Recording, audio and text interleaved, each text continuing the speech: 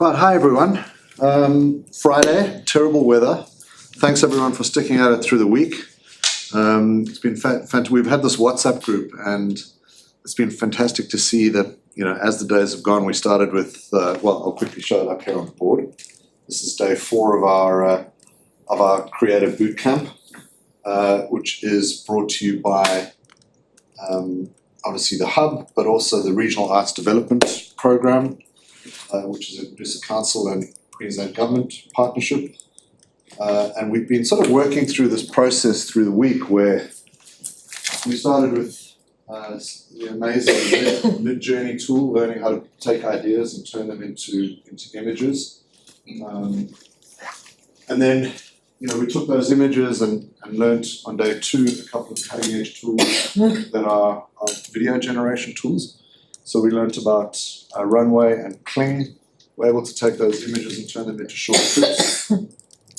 And then yesterday we had Dennis Filetto, who's a local professional musician and orchestral composer and soundtrack composer, take us through a masterclass on producing music, sound, vocals, sound effects, etc. And so we've sort of gradually been building up, if you like, the assets for a complete media production. And today I have 2 guest presenters who are going to teach us some very, very handy skills. We're going to start with my friend Gideon over here, who is a founder based here at the Hub, who has been in the world of short form video for many years, has done multiple startups, and his current startup is in the space of helping creators distribute their content online across what are now quite a proliferation of social media channels that one, if one really wants to build an audience and get your stories out there, there are quite a few channels that one needs to address. So Gideon's been building tools that help creators do that. And he's going to give us a little bit of a state of the nation on why that's important, what are the different channels, how to think about those, the different kinds of audiences on these platforms, tips, etc. We'll start with that. And then my friend Lincoln Knight over here, who's an expert videographer and video producer, is going to do a session on video editing. And it's going to help those of us that are not, you know, expert video editors learn some of the key skills around how do we bring those assets together that we've been developing. And then we're going to flick back to Gideon, and he's going to help us with, now that we've created a set of videos using these various assets, and we've learned about linear video editing and pulled that whole lot together, and we've exported a video, how do we now get that distributed across multiple platforms, which Gideon is an expert in. So that's the plan for the day. I think without further ado, I'm going to hand over to Gideon to give us a bit of a state of the nation on content creation. Being a creator these days, it's changed so much in the last few years. You're right at well, let's have a little chat about it. You're right at the sort of the cutting edge of all of that as a creator yourself. Yeah. What have you observed over the last few years, and what are you finding with your own content creation? First, tell us what sort of content you create. So I create all sorts of content. Really depends on how much time I've got available. That's pretty much what it comes down to, is how much time do I have available? Because I'm not a full-time content creator. I actually have 2 businesses that I'm running at the same time as well. So I don't have the time to sit down every day and record and edit and all that sort of stuff. So I've had to come up with ways to create content that fits my schedule, and I'm going to talk about that today quite a lot. And it might be your case as well. We're all busy, we'll have our lives. Not all of us are YouTube stars, you know, that has funding to do that all day. So that does limit the options to a certain degree to the kind of content that I create myself. But it's the kind of content that still resonates with the audience that I'm targeting, and allows me to build an audience with that as well, with minimum possible time, but with the maximum possible result. So maybe I'll just provide a little bit more context. So as a startup founder these days, when you're building a technology product, you've seen over the course of this week and in your own practice the cost and complexity of making something has really reduced with AI. You know, it's becoming easier to make things. But if you know anything about economics, an explosion in supply isn't necessarily matched with an explosion in demand. So if you have this explosion in supply and there's that much more content to consume, and there are that many more apps that you could use, what it means is that attention, which is pretty finite because we've already pretty much got everyone online, is the attention really is the most valuable part and is the part that is now extremely expensive. So to run a Google ad, for example, to get somebody to land on your website and register with your application or download your app or watch your onboarding video or whatever, is a very expensive process. It can cost up to 10, 15, 20, sometimes $50 or $100 to take a user, serve them an advert, get them to do something that you want them to do, like download an app. So that's extremely expensive for somebody who's trying to build a user base for a product, and something that most of us don't have hundreds of thousands of dollars to put into marketing campaigns to do that. So your approach to marketing is different to that because you don't want to spend that kind of money on marketing.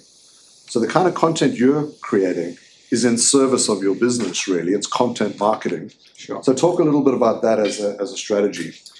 Yeah, so we're a bootstrap startup. You know, we don't have any VC funding or anything like that. So any money that we spend is money that's our own money. And so we count every single cent. So we want to make sure that the dollar we put in, we get more than $1 back.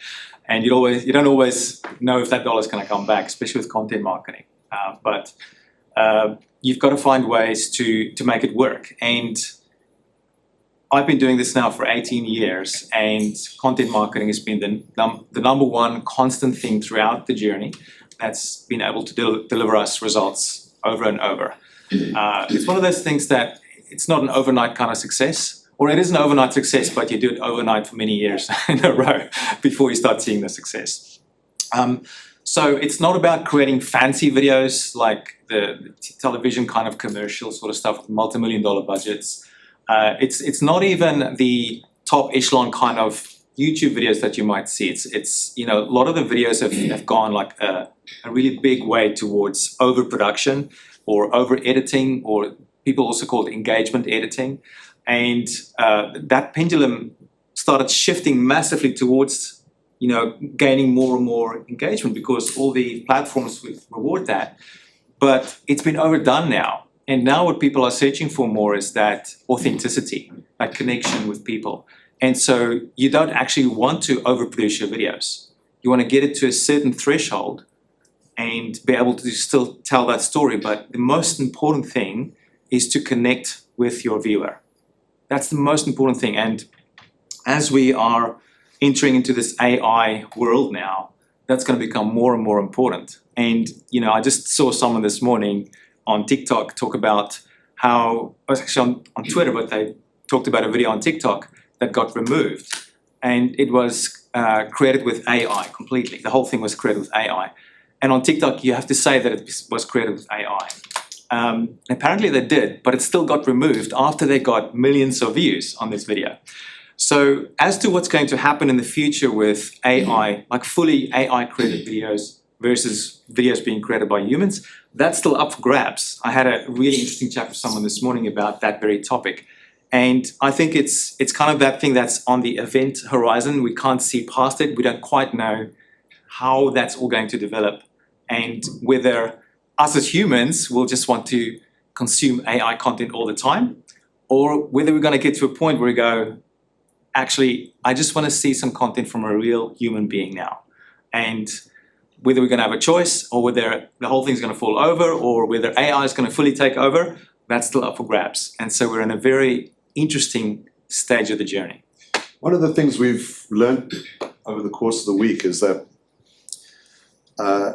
you know, in some ways the AI tools are an extension of the digital tools that we've been using for content creation for quite some time. You know, video editors and you know, the Photoshops of this world, etc. We moved from pen and paper quite a while ago to creating content with digital tools.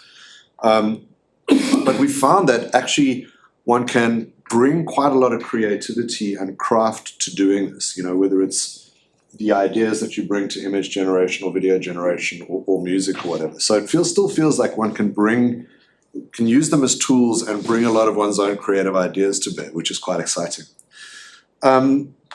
For now. And look, we're all the whole idea of this is we're learning, we're experimenting, and it is a frontier. We don't know where it's quite going to go, but I think everyone's feeling a great sense of sort of empowerment to be able to try and experiment and do things and make things. Yes, sorry. You're probably going to talk about it, but just in case you don't, can you explain how you identify your choices that engage people as opposed, so you're saying your work engages with people. What are you doing that is doing that? I'll be covering some of that in the talk. So if I don't fully cover it, let's talk about it some more, because I think that is a huge question for the future. What can we do as humans that will still allow us to connect with other humans in the world of AI? Where have you all seen the VO3 engine from Gemini in the last week that got released? Have you guys seen that? No, not really. We haven't. No, we haven't covered it. No. We haven't covered it. Okay. Yeah. Well, it's pretty mind blowing. Some of the videos that's been popping up, that's been created from that. It's only like a week old or so, and so much so that you watch some of these videos and you honestly cannot tell that it's AI, and it's 100% AI. The audio, the voices, everything. It's not a mixed bag of different tools. There's one tool that creates the whole thing from one prompt. And you just watch these videos and you go, if this is now, what's it going to be like in 6 months, 12 months, 2 years, 3 years, 5 years time? So it's a very interesting time coming up where we, at the moment, will be able to create AI content that's indistinguishable from human content, but perhaps in the not so distant future, AI agents or AI itself will be able to create content on its own that looks like human generated content. And so I'm not sure where that world's going to lead us and what that's going to mean for us as a society and for business and for interacting. And so I'm thinking maybe there's going to be some regulation or something that comes in that says if it's an AI generated video, it has to have a little tag on it or something, or maybe there's different feeds. I don't know. So that's up for grabs, as I say. So let's get to it. Just one more thing I wanted to ask you is, I think one of the things that Gideon has sort of taught me and opened my eyes to is that these platforms now allow for something that really hasn't been possible before, which is for you to go and build an audience from scratch. It might be a very niche audience for the particular area of interest that you have. It might be a small audience of local people that are interested in your art, or it might be a very niche sort of thematic or area of interest. But I think that's one of the really democratizing things, isn't it? That if one has an idea, one has interesting stories to tell, all the substrate is now in place, all the enabling technologies are in place for you to go and find a tribe of people out there who are interested in the stories that you have to tell. And that's sort of the important part at the end here. Of course, it's not all about AI. We've just introduced a whole bunch of AI tools to your storytelling and your content creation practices, which you've all been doing, using tools other than these. These are additive. But in addition to that, the main thing we want you to take away is that you also have this distribution infrastructure in place where if you want to get your stories out to people, all the pieces are now in place to do that. So you pretty much have it all. That's the main story, I guess. So without further ado, Gideon, thank you. Thanks for taking the time out of your busy founder schedule. Worries. I forgot to ask Chris, who do you support these days in rugby? Is it the Wallabies, right? Absolutely, yeah. So thank you for that introduction, Chris. I'm delighted to be here, and I'd love to share with you today what I've learned about what I think is the easiest way to build an audience, either locally or globally if you want to, using video. And I want to start off by saying that video has always been difficult. Like, I started video marketing back in 2006. So it's almost 20 years ago. And the way that I started was I was in the industry that I was in. I wanted to start interviewing some of the experts. And at that time, everybody was doing interviews on audio. And I thought, that's kind of boring. Maybe I should do it on video. So I got myself a little camcorder. and just put this in perspective, this is way back, YouTube was just getting started. So it wasn't a thing yet. A few people started talking about it. And it was still very competitive as to who was going to be the main platform. It wasn't just like YouTube was the big 800-pound gorilla that it is now. It was like really at the beginning days. So I had my camcorder, and I went to these big speaking events where these experts would be speaking, and then I'd walk up, afterwards to the stage after their talk and ask them if they want to get interviewed. And I had a room booked, and then afterwards I go and interview them. And the whole plan was that I would do these interviews and put them together into a membership site, and then sell the membership site for a recurring income. So it was a big vision, but what happened was the video files were so huge that they ended up killing my PC at the time. It's like I had like 2 of the 10 interviews on there, and it killed my PC. So I had to switch over to Mac, and that eventually stopped me in my tracks for that project. Those interviews has never been seen by anybody in the world except for me, and it was such a pity. But it taught me how it's sort of my first foray into video marketing and how hard it was back then. The tools were different. The technology was very different. The video files were crazy big. The computers couldn't handle it. You couldn't do live streaming. The whole thing was just not ready for video. But I decided to keep on pushing through.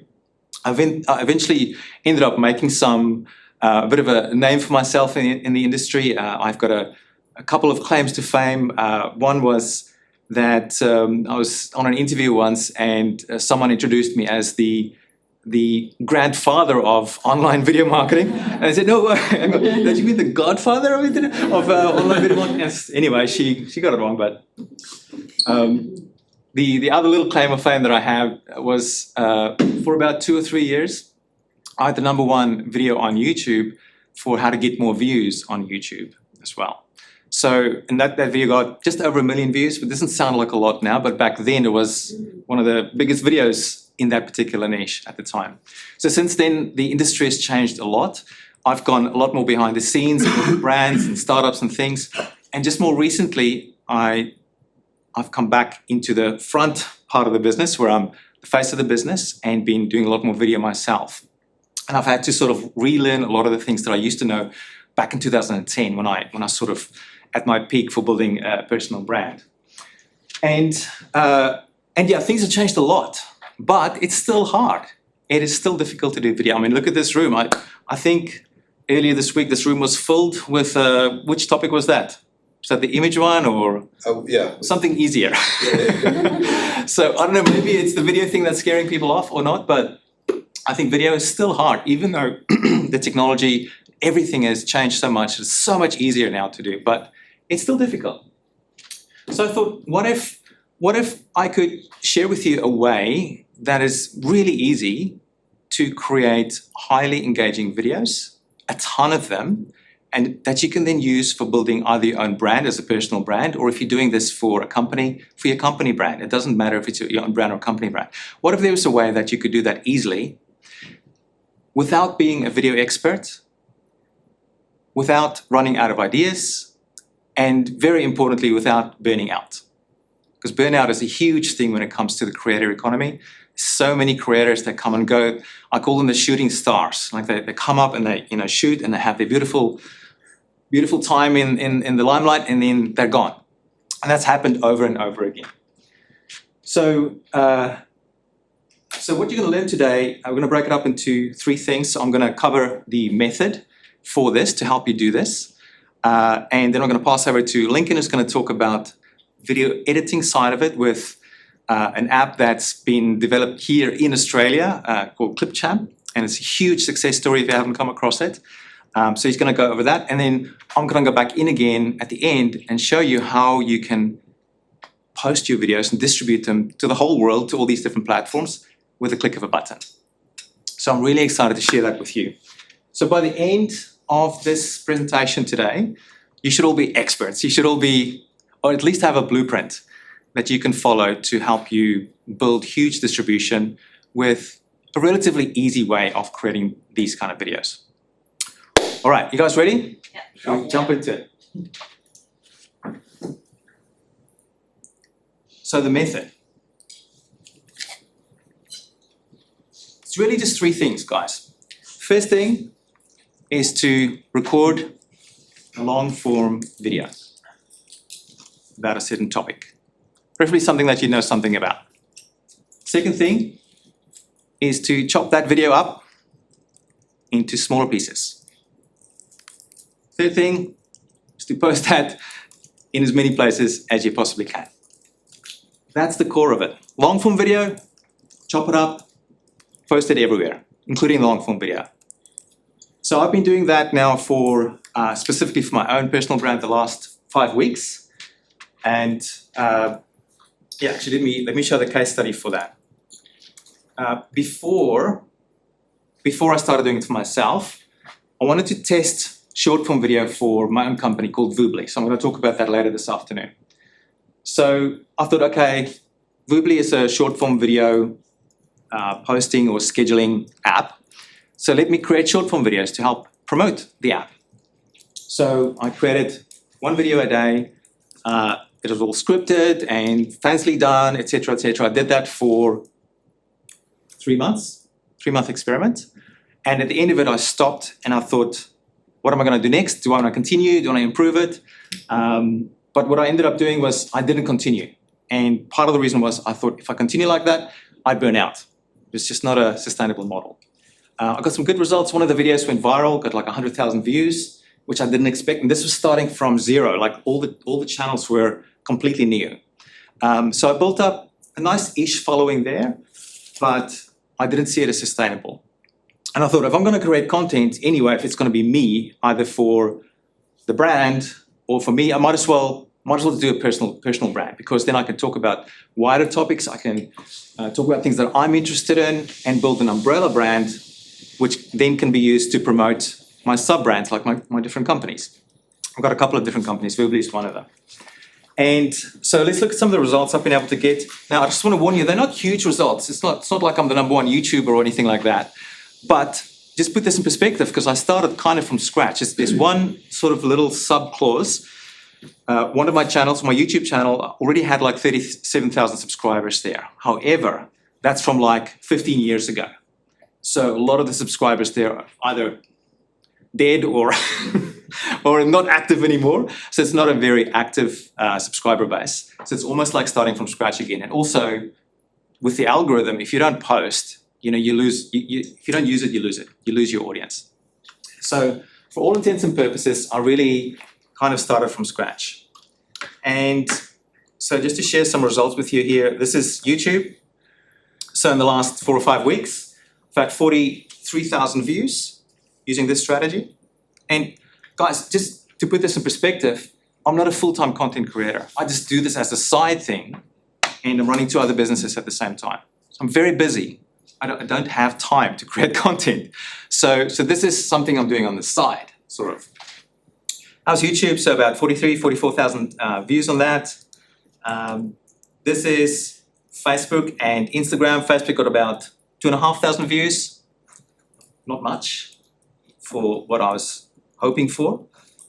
There's Instagram. Instagram's here as well. It's like, I can't get to it now.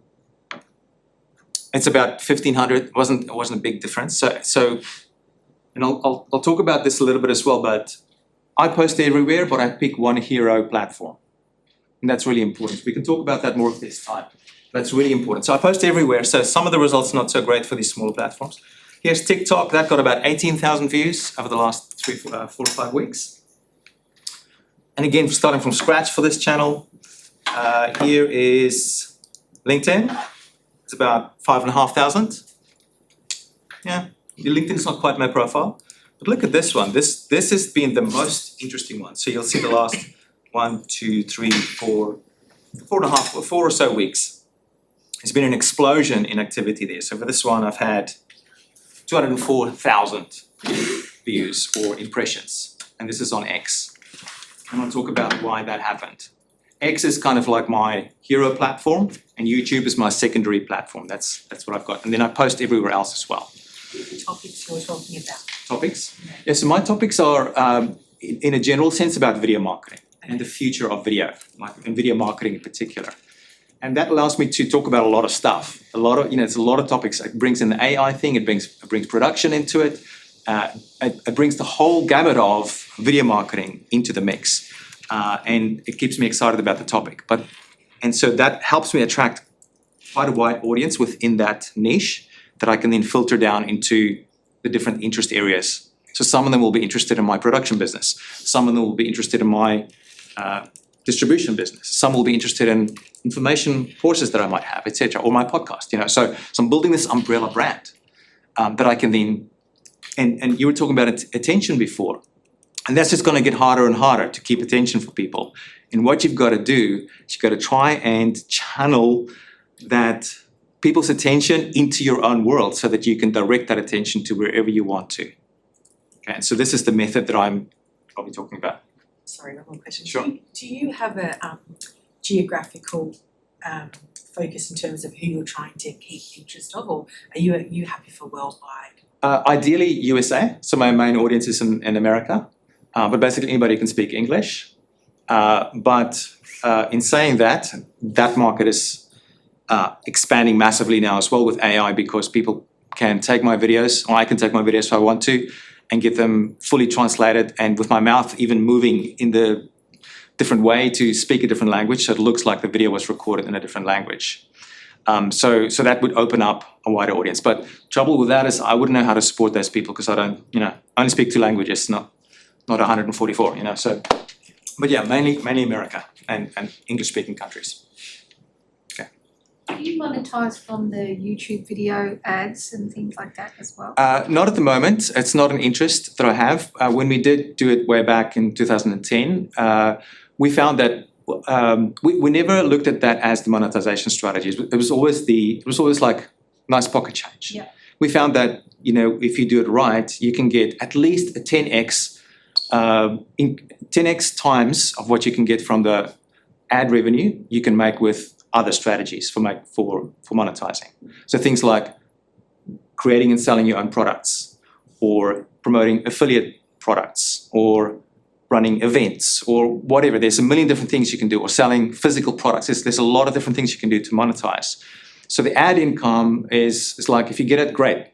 But it's not a main strategy for what I'm doing. And the reason for that is because my kind of content is not necessarily entertainment kind of content. It's more educational. So educational niche down content it's a bit harder to build like millions and millions of views and millions of followers. It's possible, but it's harder. Whereas entertainment's more mainstream, which means you can get the eyeballs, which means you can get the ad revenue. So it depends a bit on your topic selection and also your audience selection as to what you want to use for your monetization. But even in saying that, those people who are currently mainly making all the income from ad income, I would still imagine that they could probably 10x their revenue by being a bit smarter about how they monetize their attention. Because that's the thing, if you've got attention and distribution, it's like that's the last moat. You can then decide where you direct that attention, because you've got distribution and trust. You've got an audience and trust with that audience. Once you've got that, you can essentially print money, because they trust you. And if you say something, they go and do it. Got a product, go and buy the product, and they trust you, they go and do it, you make a lot of money. Yeah. Are most of your videos sort of within a certain realm? I'm just wondering if that sort of Hero One site would work if there were really diverse videos. In general, it's better to stick with one topic for a channel, mainly for the algorithms, because everything is driven with interest-based graph, I guess you could call it, instead of social. People don't share. It's not so much about the social graph where people share with each other and it's about your subscribers. It's more now about how interesting is your content, your individual content in silos. And the algorithms look at that and they want to see that your channel is sticking to a certain topic. And the more you stick to it, the more you get rewarded. That's the current theory, at least. So, of course, the algorithms don't reveal, except for X, their actual algorithms. We can only deduce from what we see once we run experiments as to what actually happens. So what we see now, what the experts are saying right now is always a bit delayed to what's actually happening in the algorithms. So keep that in mind. Okay. So yeah, I mean, these results are not like well, I'm gonna retire, but keep in mind this has been 4 or 5 weeks of me mucking around while I'm running a couple of other businesses. So project this now 6 months, 12 months, 24 months into the future. And normally when you do this like this every day, the growth is slow at the beginning and then it start growing exponentially a bit later on. It's like a hockey stick, but the hockey stick takes a while to kick in. You get to a breakthrough point, and that's when things really start taking off. But it's not an overnight thing. When you're talking about hero platform, I get that what that means in a literal sense. But when it comes to content, is it like, for example, if YouTube is the hero, you put the full video on there and then snippets on TikTok and Instagram? Is that, what do you mean in your sense with X? Like, what do you mean exactly by a hero platform? Where I spend most of my attention, and Right, okay. the one that I focus on most for growing. Yeah. And the reason I'm using X at the moment is because it's the most convenient, and it's the most interactive activity there at the moment, and I find it the easiest to grow there at the moment. Yeah, it's just so many opportunities here to grow, especially in the sort of stuff that I'm doing. But I see many other niches as well that are doing really well there. Because it's completely changed now from, say, 2 years ago. It's a lot more active, a lot more people on there. The platform itself is a lot better as well. Depends on your niche, I would assume. Yeah, it's probably not for all niches, although, I mean, I don't know where they are, but I think they're the #1 news app for many different countries in the world. So they're huge. I think a lot of people underestimate the size of the opportunity there. So yeah, and they've got the whole AI thing built into it as well with Grok, you know. So there's a lot of stuff happening there all at the same time, you know. So I know it's a controversial sort of a platform. A lot of people don't like it for that reason and say they're not going to use it. But you can get past that if you want to. If you look past that, there's a lot of opportunities. Yeah. You spoke about the hockey stick and niching and the one message and all that. And I've seen a lot of people seem to do well because they just always talking about the one thing. How does that work? Like, do you need more variety, or are you better off focusing on the one thing and really drilling on that, or people get bored? Do you know the question I mean? There's been many different viewpoints over the years. The current most popular view is that you should stick to just one thing and as narrow as possible, but not too narrow that there's nobody to watch. You know, so there's a balance between how narrow you go and the audience size. So the narrower you go, the more specific you can have your messaging, and the more it will resonate with the audience. And then the more engagement you'll get, which means it'll send signal back to the algorithm, which is, hey, this is a worthwhile video, and they'll spread it out to a wider audience. But you're not probably the wrong way to say it, but you're repeating the same content, but are you really just doubling down on that one key message? No, you go deep. You go narrow topic, but super deep. Right. Yeah, super deep. That's the idea. Instead of really wide and shallow. Yeah. I mean, yeah. Get right into that one specific thing. Yeah. So for example, if I wanted to, I could just talk about short form video all day long and talk about all the different aspects of it, all the different platforms, all the different ways of creating it, all the different nuances for different technology to use for creating it, etc. There's like a million different things. If I wanted to, I could just talk about that all the time. Do you think that would be a viable strategy? It could be, but I've decided to go wider because my personal. Yeah. So this is now the other side of it, where for me as a content creator personally, I want to be able to still be a human as well, and not just turn into a robot that just churns out content that I'm not passionate about. And that's exactly what I found with when I did it just for Voobly. I got kind of bored. And in fact, I got AI to write the scripts for me, and I would just record the scripts, and it started feeling really robotic. The video that went viral got 100,000 views, viral within my niche. That was the script was done with AI, and I was thinking there, the video went viral, but how do I feel about that? It wasn't my message, so it felt kind of awkward. And so I thought, well, if I'm sort of preaching the message of authenticity, what should I do? So for my situation, my umbrella is a little bit wider. It's not just short form, it's video marketing and the future of video marketing and this sort of thing. But then with that allows me to attract a wider audience. It might take me longer to build, to train the algorithms to send me more traffic. But that also allows me to then, redirect that traffic myself to wherever I want to later on. Yeah. The question I have is about monetizing with a combination of both AI and original content, does YouTube allow you to monetize something that has AI content with your original product? I'm not 100% sure on the terms of service at the moment. I think with TikTok you have to say if it's AI or not, and if it's not, and they find out that it's AI, they remove it. That's my understanding, but I'm not too clued up on the exact terms of service of all the different platforms.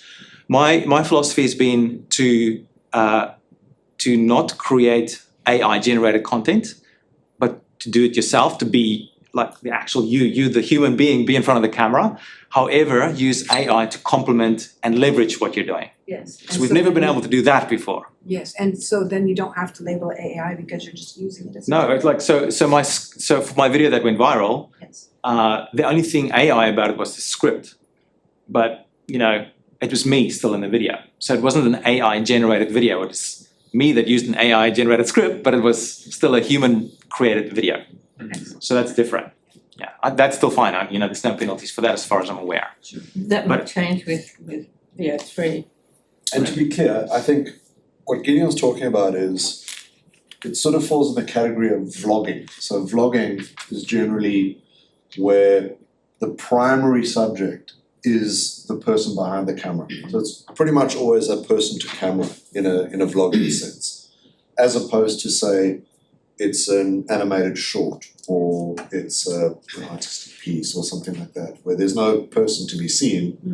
So a lot of what Gideon's talking about is around the sort of the genre of you as an individual as the primary subject in front of camera, as opposed to you creating a piece of content that there's no one in front of the camera. It's an animated short, it's whatever.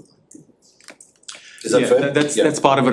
Vlogging is actually even more niche than what you've described. Vlogging is more about what my understanding at least is where people document their life, and that they've got a camera that they, right. It's like, check out my family, I'm doing this today, whatever, it's much more informal. So I don't quite do vlogging myself. Yeah. So my content is actually business, it's business content, but it's me. Yeah. I think that's the common thing. I haven't used the right term there, but we're effectively, let's call it personality driven. Yes, that's a good way of putting it. Personality. Yeah, absolutely. Yeah. And for me, this is important. And well, at least for now, because if you've seen some of the videos from VEO3 from Google, that's just come out in the last week, those videos are crazy realistic. Some of them, and some of them that's been created where the characters have been prompted to say that they've been prompted, and there's one that's really uncanny where they get really upset with it, saying, "Am I just a prompt?" And it's really convincing. You go and you feel for the character because it looks and sounds like a real human, I was thinking, gosh, what did we just create? Did we create consciousness there without knowing?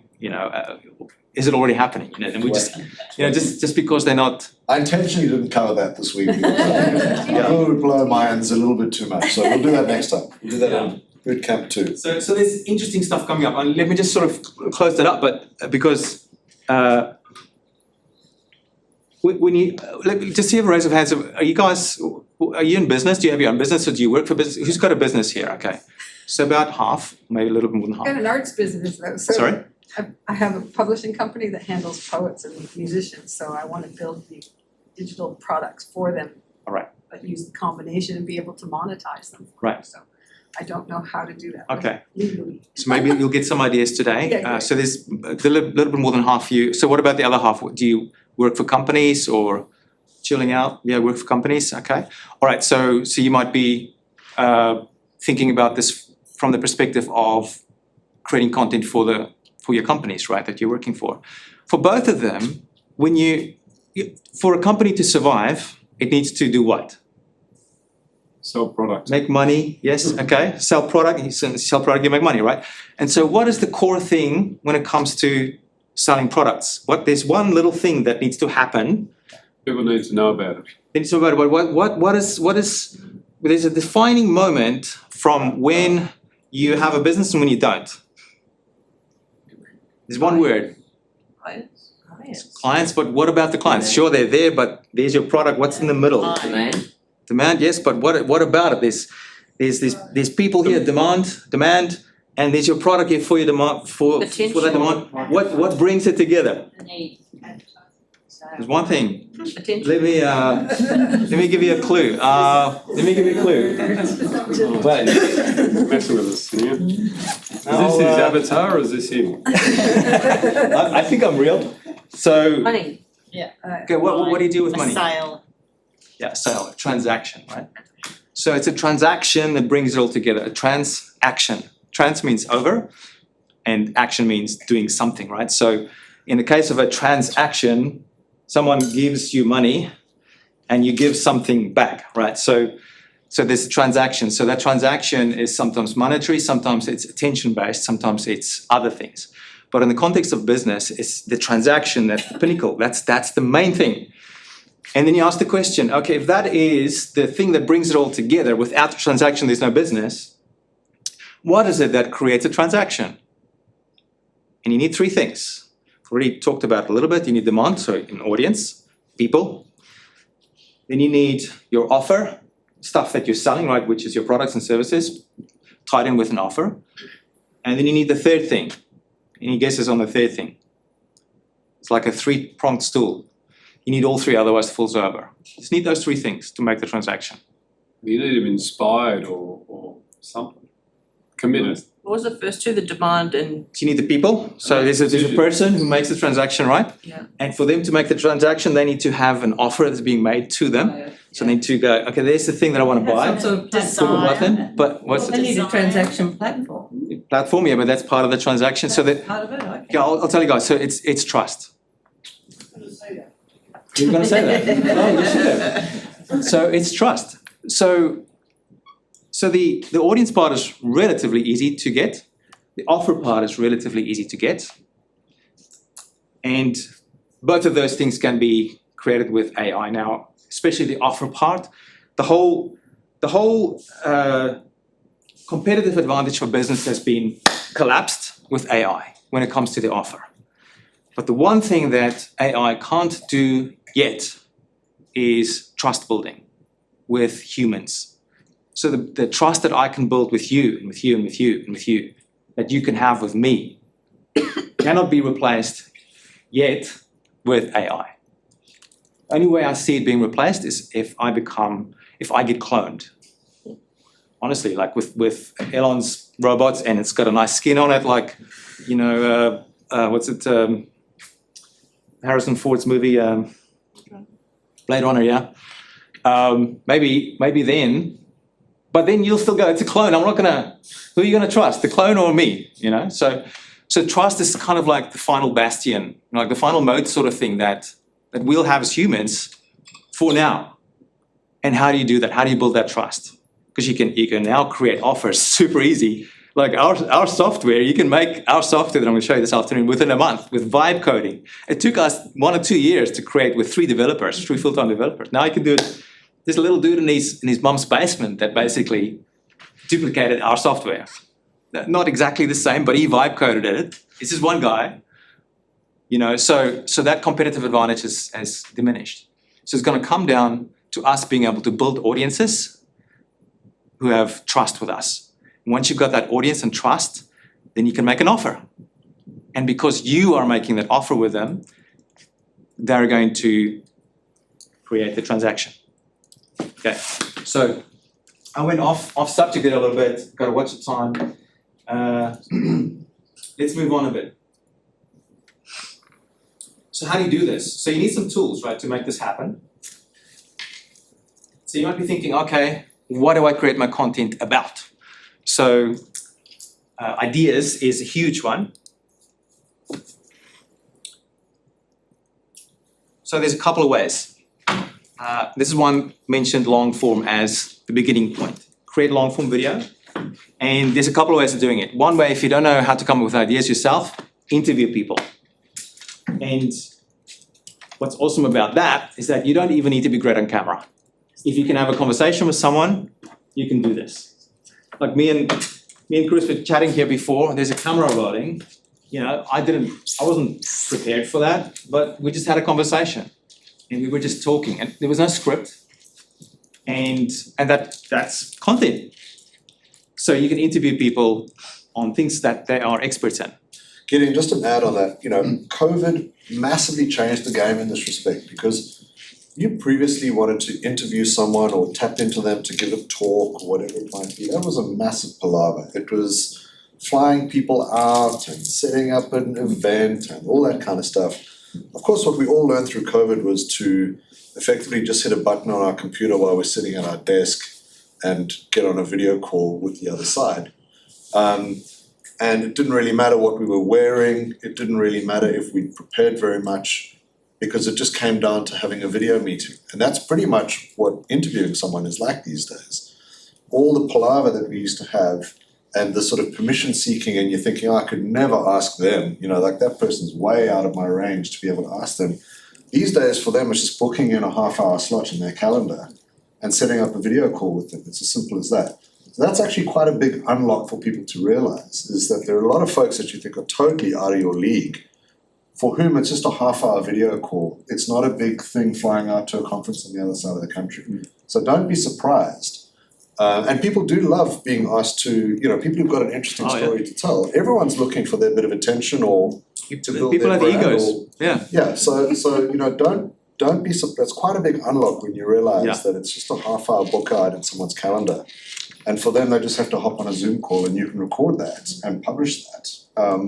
It's a big unlock. You're dead right. Yeah, and if you pick the right topics and the right people to talk to, that content that comes from that can be some of your most engaging content without ever even needing to edit that content. So I know we're going to talk about editing, which is a huge win for increasing engagement in your videos. But if you set it up right, I mean, look at this event we're having here right now. As far as I can tell, none of you are sleeping, right? No? Never. So you're engaged. So a lot of people have been saying, you know, people's attention span's been decreasing. Rubbish. Who's got Netflix here? Everybody, or something similar, Disney Plus or whatever. Or who goes to watch a movie? How long is the movie? It's like an hour and a half long. In most cases, if it's a good movie, you sit there, right? You watch the whole thing. You don't have any problem with your attention. And most of you, thank you, have been paying attention to this talk. It's been longer than 2 minutes. So there's nothing wrong with your attention span. It comes down to the content and the delivery of that content. And yes, you can use editing to a great degree to increase the engagement of your content. And that's been labeled, a lot of it's been labeled as engagement editing. Sometimes you can overdo it. Sometimes it's necessary. But in a lot of cases, with the method I'm teaching, you don't even need to worry that much about editing. It comes down to, you know, who, like your audience, your topic selection, and who you talk to. And are the people that you create this for, are they interested in it? That's what makes the difference. And AI is going to struggle to do that for a wee while. So for now. Okay, so that's one way is to, you know, interview people. The other one that's been game-changing for me is this idea of showing your work. Anybody heard of this idea of showing your work from Austin Kleon? You've seen it? Okay, so Austin Kleon, he wrote this book called Show Your Work. I think I've got a link to it. Get this book. You will never run out of ideas for your content. Because all you're doing is you're just showing what you're doing. And you hit record while you do it. It's almost as simple as that. Now I've been doing it on my own channels, and it's awesome because I can speak about something that I'm passionate about, that I'm knowledgeable about, and literally all I've got to do, once I've got the setup, I'll show you my setup, I press record and I talk. And I've got content. Boom. So interview people, show your work, and there's many other ways as well, but these are 2 ways I found that are like the shortcuts. Gideon, I want to add one thing to that, which is an idea I want to share with you, which is called knowledge arbitrage. So arbitrage, if you know what that word means, it basically means where there is there's somewhat of a misperception of the value of something. So arbitrage usually invites brokers into the space to kind of broker deals between people on the buy and the sell side. We're currently in a knowledge arbitrage period in AI, because if you were to survey your sort of immediate social network, you'd find a very sort of jagged uptake or knowledge about AI. You'd find some people are sort of already quite familiar with it and are using things like ChatGPT. You'll find other people that haven't touched it or know nothing about it. So there's quite a lot of value right now to doing exactly what we've been doing here for the week, which is teaching people and showing people how you can use these tools to bring your own ideas to life. So in terms of the show your work thing, if you're stuck for ideas, just as you start experimenting with stuff like you've been doing in the WhatsApp group this week, you start to show your own experimentation somewhat vulnerably about this. I'm sure you'll talk about that, Gideon, where it's not like super polished, I'm an absolute expert in this space, I know everything there is to know about it, but it's sort of, here's what I'm experimenting with, here's what I've learned, and here's what I've built, and maybe you get some benefit from what I've learned, what I've done. If not, you would have found it quite entertaining that I've failed so badly in doing this.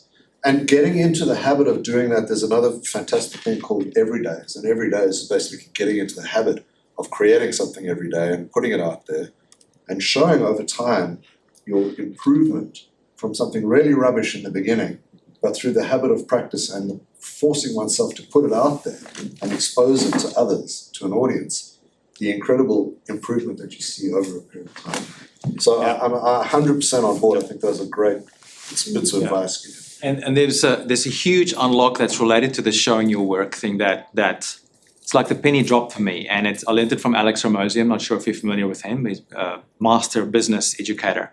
And he said, shift from how to content to how I content. And it's so simple, but it's huge. It's massive, because if I wanted to create a video on how to become a top YouTuber, all of a sudden that requires me to be some sort of an expert on this topic.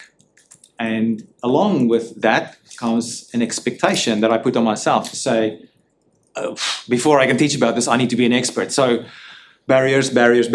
Okay, maybe I need to build a case study first so that I can now authoritatively teach about this topic. Compared to, hey, I just created a video on YouTube.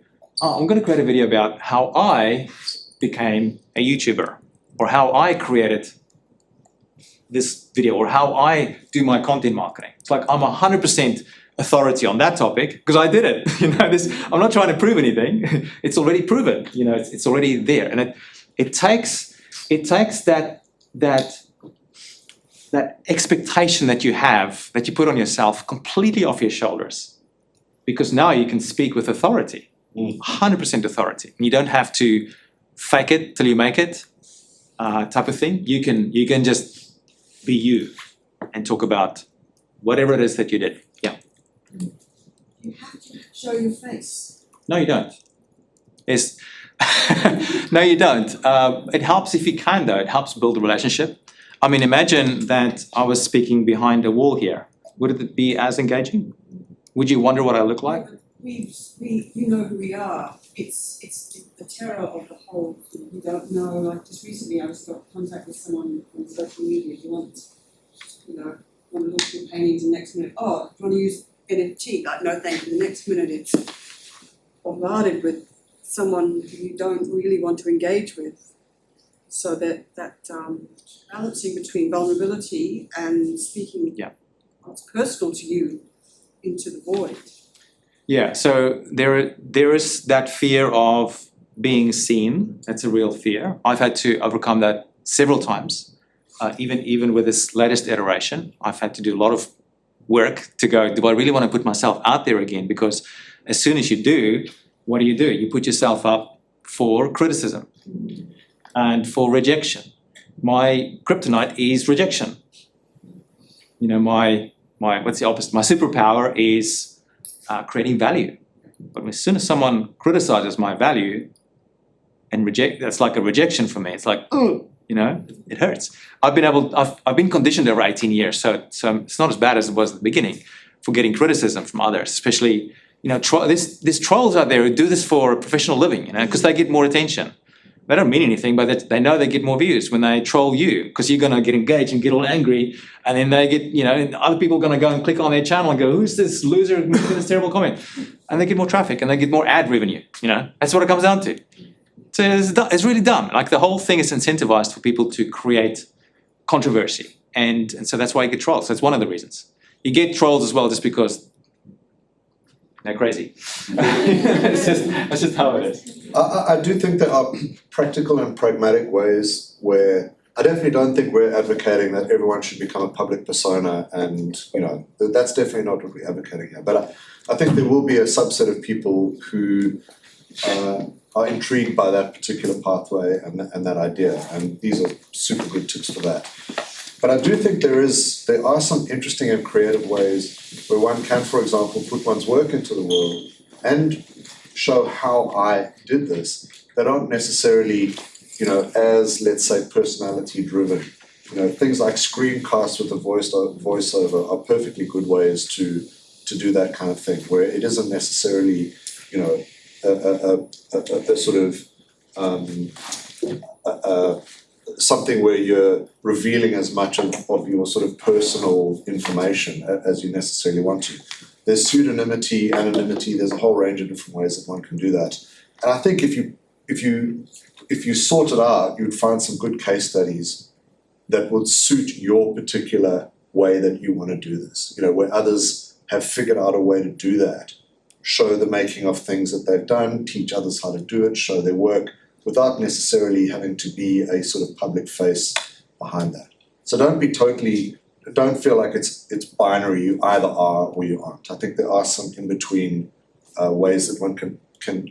Yeah, I was just wondering what they were, because you're often shown the binary. They're not the nuanced answers. They definitely exist. They're certainly, and pseudonymity is actually quite a fun thing too, where what pseudonymity means is Banksy is a good example of well, I guess it's sort of pseudonymous and anonymous, but there's a human behind Banksy somewhere. We all know his work very, very well, his or her work, who would know?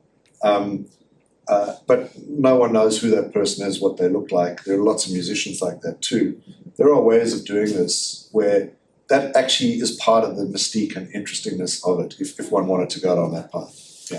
Yeah, and there's at least a couple of options here for you. One is to do like a faceless kind of channel. That's been rising massively. Like on YouTube, just type in faceless channel, and you'll see channels there with millions of followers. And it's just a guy or a girl recording the screen with some text and whatever else. Their face is not in it, but their voice is. And sometimes, it's already happening that it's just AI that's creating it all. I'm not too much of a fan of that myself. And so, because I don't know what's going to happen with that in the future when it comes to regulation, etc. Maybe it's not going to be an issue, but I just don't know. But I like the authenticity that you can create.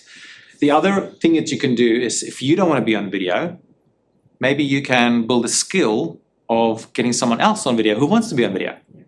And that can also work really well. I teamed up with a magician back, it was one of my first projects in 2009. He was a magician, professional magician. He didn't know anything about the internet or video. And I said, hey, well, I'm looking for a case study. Do you want to team up? So I did the video stuff. I literally recorded them. I went to this Queen Street Mall in Brisbane and I recorded them. He did all the magic tricks with all the pretty girls. And I was just recording. And then I did the video marketing for it as well. And that became the world's #1 YouTube channel for free magic tricks very quickly. Not anymore, but it was. I think it's got about 350,000 subscribers at the moment, but we didn't maintain it. But the point is, you can do it with someone else if you wanted to. So you don't have to do it for yourself, but also faceless channels can work really well too.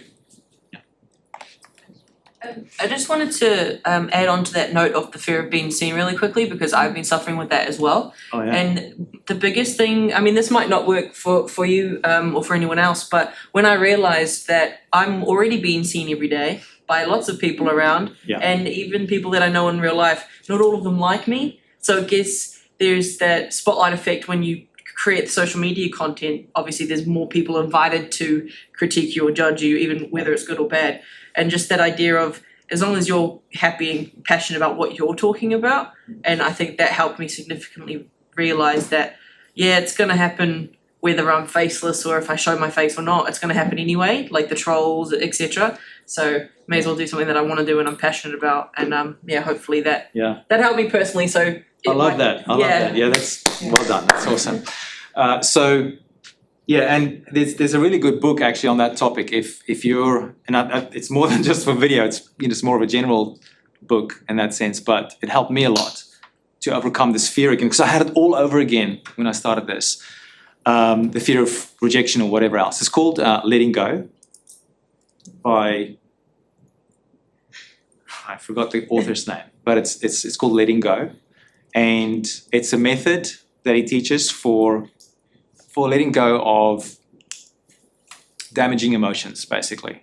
And so if you get an emotion of rejection, the idea is that you acknowledge it, you feel it, accept it, and then basically you let it go. And it's amazing what it does. It just releases you from that jail that you impose on yourself. So, sorry? Was it Mel Robbins? No, it's Dave Hawkins. Dave Hawkins, yeah, that's the one. Yeah. There's a little bit of woo-woo stuff in there, but it's the method is undeniable. It works really well. Yeah. No, it's just because I'm a painter, so the work is about something that is still, right?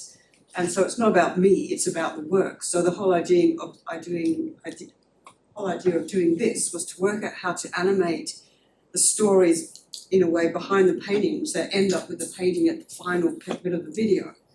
So so it's you definitely have to read Show Your Work, because he uses that exact example in the book. Okay. Yeah, it's a trilogy. One of them is called Steal Like an Artist, I think. Oh, yeah, I've read that one. And then show your work, and then keep going. I think get all three. Yeah, it's brilliant. It's really, really good. Now I'm just a little bit cautious of or aware of the time, and I want to give Lincoln enough time to go through the editing stuff as well. I had a few more things that I wanted to cover here, like the recording equipment and tools and software that I use for doing this.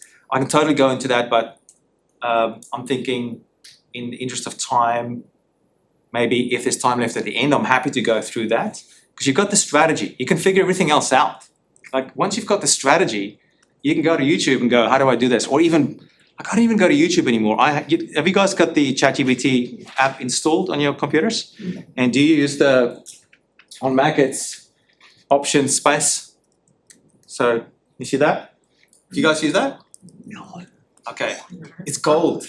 So I don't use Command Space anymore, which is that one, the Spotlight, to search for stuff. I don't use that anymore. I just go Option Space, and then I go, how do I become a TikTok star?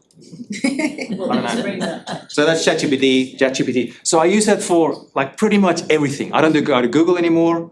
Like whenever a question comes up in my mind, instead of asking my wife or an expert or anybody else or Chris, I just go Option Space, and I get the answer right away. It is so good. It's really, really good. Okay, so I'm happy to go through that stuff. I brought some of my equipment if you wanted to see that and talk about it afterwards. Happy to go through that with you. Can you show us a little snippet of a video, Gideon? Yeah, so let's see. I've got some examples here. Just so people can see the kind of thing that you... Absolutely. Video. It's just, okay, here we go. What software is this great presentation? This is called MindMeister. Okay. Yeah. I've been using it I used it like 20 years ago and forgot about it, and just yesterday I discovered it again because I was struggling. I hate slides, right? So this is very good. So this is an example of, let's just do this last example. Are you okay if I quickly do this example? And sure, you can steal some of my time at the end, all right? So Robert Scoble is a tech influencer. He's got about 530,000 followers on X. Slightly controversial fellow in some ways, but he knows his stuff when it comes to tech. And for example, he was the top followed user on Twitter for the first 2 years of Twitter. He was one of the first users, and he's always at the forefront. He's at the you've got the cutting edge of technology, right?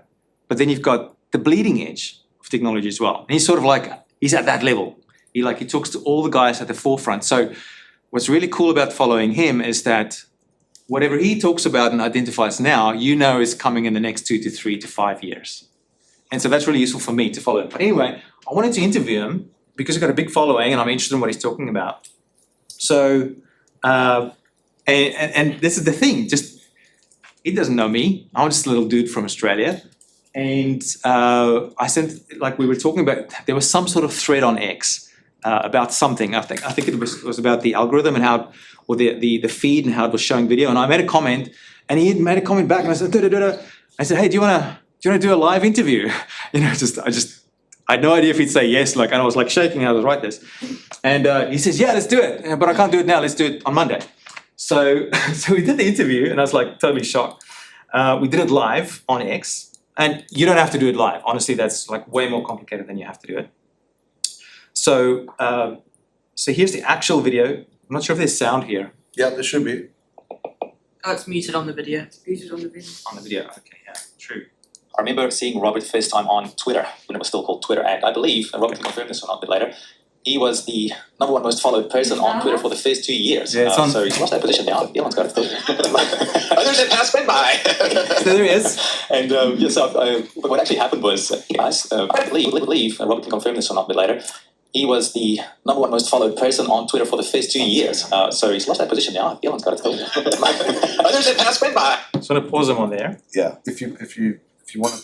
Oh, we could do the sound settings? Yeah, you just go to your. Like this. Just output BMD. Yeah. Here we go. All right, cool. That's easy. Yeah, the sample rate's not quite right. And what actually happened was I've been doing a lot of video, as you know, but I've been really interested in what X has been doing with video. It's a long interview, it's an hour long. But anyway, what happened was I interviewed Robert and then he reposted that video on to his followers. And within 1 or 2 days, that video got 37,000 views. I've only got 5,000 followers on X. And most of them are legacy followers from 10 years ago. So they're not engaged. So with just interviewing one person and them sharing it to the audience, I got access to those people and 37,000 views on that video. So holy shit. So that was incredible. So that's the long form. Now it doesn't have to be live, like I said. It can be recorded non-live. But then what I did was I took that video and posted it as a video podcast. And it's just a fancy name for a special playlist on YouTube. You just upload it to YouTube and select it, you add it to a podcast playlist. Then it's a video podcast. Yes, you can upload it to Spotify as well as a video podcast. And you can also strip the audio and flick it over to Buzzsprout, and it's an audio podcast as well if you want to get it a bit more complex. I do that, but you don't have to. So there's lots of stuff that you can do with that video. But then I also took that video and got about 20 to 30 short clips from it of Robert saying something interesting. And I just top and tailed it with an intro and an outro. I like doing that because I'm very, Chris talked about creating slop, on, not today, but on another occasion. It's so easy to create slop with AI now. And it's just rubbish, just spam, filling up the internet. And I'm against that. I like creating something that's engaging and worth watching. So I like adding some context to these snippets that I take out. So I create a separate intro and outro, and I put the snippet in the middle. So here's an example of that. I won't show the whole thing, but you'll just get a feel for it. Holodeck and how you future. Just listen to this fascinating chat. Digital beings, the holodeck, and how you create video in the future. Just listen to this fascinating chat I have with Robert Scoble about where things are going when it comes to video and video production. This will blow your mind. We aren't yet into the virtual being thing. That's coming fast. Is that going to mess with our minds a bit if you're in an environment? You call it the holodeck, right? Let's go back and explain what the holodeck is. If you go to the Apple Store. It's actually a really interesting video. And they were all really interesting. Anyway, he shared this video as well. And that one got 22,000 views. So it's a short video. It's only almost 2 minutes long. And then at the end, I come in again and I have a bit of a an outro or a call to action or whatever. Those are easy to create. It's the easiest content I've created in the last 18 years. Because I talked to Robert on the interview, it's like literally, like I had a few questions, but it was honestly just such a natural, organic conversation. It was so cool. And then just taking out these little snippets, like to create that video took me, if it was 5 minutes, that's a long time. Because I just watched the video, what's this about? Okay, let me just frame it a little bit at the beginning and have a little, what's my thought at the end? And that's it, or a call to action, that's it, you know? And I actually think I don't edit the videos myself anymore, but if I were to edit that, it's probably a 20-minute or 10 to 20-minute job to edit that. Not a big deal. And I don't do fancy editing, it's simple stuff. On scheduling, because I'm from a production background, I immediately think about, obviously you're juggling multiple projects, so you can't just be spending endless time just editing a bit here and editing a bit there. Do you have like a production schedule you sit to, you go, I've got one long form video, I'm gonna cut it down on Tuesday, and on Friday I upload snippets every Friday, that sort of thing? I should really, but I haven't. It's, you know, I'm still setting up my systems, and I will. Are there platforms out there that you can utilise that sort of thing? For batch processing? One of my companies we do that. So the idea is that you batch process your content, flick it over, and then everything gets edited for you. So that's Splashio, my other company does. But then when it comes to batch scheduling and posting, that's my other company, Voobly, that I'll talk about. Amazing. A little bit later, yeah. So you just I saw that name Voobly pop up and I'm like, what? Okay. So you'll talk about it later, but just a very quick one. Do you think that scheduled posts get the same views as manual posts? Fantastic question.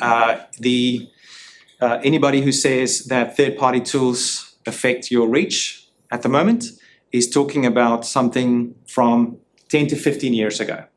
10 to 15 years ago, there was a couple of incidents that happened, one with Facebook, and there was a big study that came out from Buzz Sumo, I think, or someone.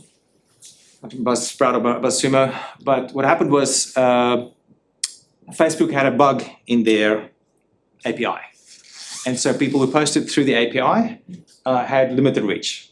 And then they created this article, and this whole thing had been viral. And everyone started referencing that one article, saying that, okay, don't post with third-party tools because it reduces your reach. That's been fixed. I did a huge in-depth study with ChatGPT to go back, look at all the articles, look at everything that's been happening over the last decade, and all of that stuff is irrelevant now. So it doesn't matter if you're using third-party tools, from as far as I can tell. So scheduling's absolutely fine in your opinion? Absolutely fine, yeah. What it comes down to is the engagement, really, like how engaging is your content for your audience, and how many engagement signals can you send to those platforms. So for example, if you use the scheduler, but you schedule the videos and you never go on the platform. Or you do it while you're sleeping, like on X, one of the key things is to get back to people if they comment within the first hour. Yeah. Within the first hour. So if you have a video scheduled at 3 o'clock in the morning, and there's lots of comments on it, and you don't get back to people, that is a negative signal for you. Yeah. Another thing I know with LinkedIn is if you put a video up at 3 a.m. and no one sees it until 7 a.m., you've missed that first hour of engagement. Right. Yeah. So like the engagement, that's the key word. It's like how engaging can you make it? And it's not just the content, it's also like commenting, getting back to people, DMing, and all, like the whole lot. So whether you use a scheduler or a third-party tool to post your videos for you is irrelevant, because you can be just as engaging or not engaging either way. And is that the main reason you have a hero platform? Because that's the one you check for engagement. The other ones, if you don't get back to someone, you don't care, so you don't have to, is that the reason? If I had 5 clones of me, I would have all of them as my heroes. But I just don't have the time, so don't have the resources, don't have the brain space. So it's about the engagement. Yeah. That's what it's about time and energy management. Because I can only handle that much. But that's also changing with AI, because as you build more leverage, you can handle more. So for example, 10 years ago, it was bad advice to post everywhere. Now it's bad advice to not post everywhere because of the tools that we have available. Because now, why just post to one platform if you can post to all of them and it doesn't take any more time? You might as well. And that example that I used for Voobly, where one of our videos got 100,000 views, guess what? I wasn't going to post on TikTok. I went on TikTok. I wasn't going to post on it, but then I used my own tool to post on it, and I got all those views that I didn't get anywhere else. It didn't go viral on any other platform, and I never would have had those views if I didn't post there. So, okay, let me just quickly see if there's anything else that I think is worth showing right now. Lots more examples. I interviewed myself. You can interview yourself. You can look for past recordings, maybe if you're doing public speaking, anything that you might have in the past. These are all ideas for you that you can use as content. So you don't have to create new stuff necessarily. You can go look at your hard drive, what's there that you can repurpose. Okay, I'm gonna hand it over to Lincoln now, who is, there we go. He's gonna talk about, I'm not sure what the title of Lincoln's talk is, but he's going to talk about ClipChamp, right? Yes. And show you guys how to do editing with that. I believe it's very straightforward and easy. And then something weird here with the presentation. This is also not showing for you. Yeah, then I'll come back at the end and show you how. And once you got these videos, with the click of a button, you can post it everywhere using AI. So that's where AI becomes really handy. So we'll dig into that. So everyone, please welcome Lincoln.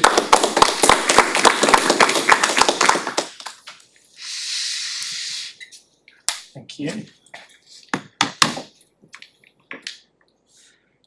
One quick thing, I sort of had to laugh, Chris, when you first asked me to do this, because I'm like, the whole bootcamp is AI creatives, and my little hour of this is the only human part of it all. It's like, I like to think that humans still do have some work to do.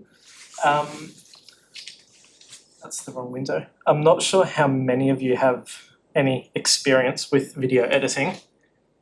The tool I'm going to show you, ClipChamp, is a very basic tool, and there are much more complex tools out there like Final Cut, DaVinci Resolve, Premiere Pro. There's a million different tools that will all do the same job. If you're familiar with any of those, you're welcome to use them today. This is just, if you've got nowhere to start, you're welcome to follow along here. Gideon told me earlier that this was actually started in Brisbane, Sunshine Coast. It's now a Microsoft-owned tool, so all you need to use it is a Microsoft account. That's pretty simple. Does everyone have a Microsoft account or ClipChamp account? Cool. If you all log in, this is the screen it will open up to, and you'll see it's not really overwhelming, but there's a lot of things to choose from. We're just going to go up the top here to create a new video, start from scratch. That's all you need to do. It won't pre-fill with templates and whatever. That will give us control of everything. Over the last few days, you would have done image creation, video creation, audio creation. You're welcome to use any of those materials you've created. If you have stuff of your own that you want to use, you're welcome to use that. If you've got nothing to use or you just want to follow along with me, you are welcome to, there's that tiny URL link that will take you to a Google Drive folder with a few sample video clips, audio clips you can download, and that will be the exact same as what I'm using.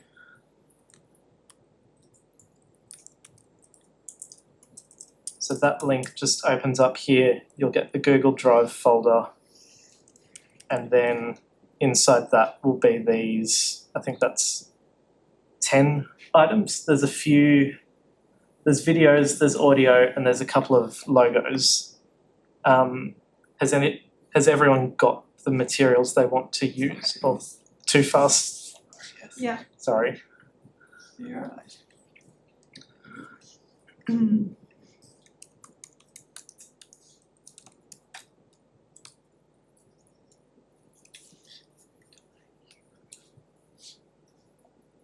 Does anyone here have experience with video editing or not? Okay, cool.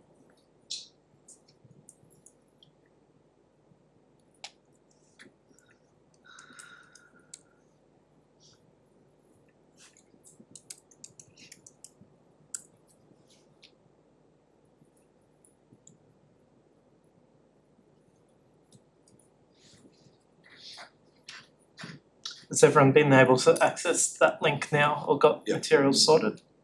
Cool. The first thing we're going to do, once you've gone into ClipChamp and chosen a new video, is just have a little look at how everything's laid out. Once we start adding stuff in, this bottom section, sort of from here down, this is called the timeline. That's sort of where you stack and arrange all the different clips and audio. This big black box is the preview window. That's where you're going to see what's going on. And then there will be a little strip over here on the right that comes up. And then you've got this section over here on the left. That's where you start choosing all your media, choosing controls and effects and things like that. The first thing to do is in the top left, if you've got your media selected, and then whether it's the assets from that Google Drive link or your own stuff, what we're just going to do is select everything and drag them in here. That box on the left will go purple and just put them in there. What's that doing? What that is doing is uploading them all to ClipChamp so that they're accessible in there for you to edit with.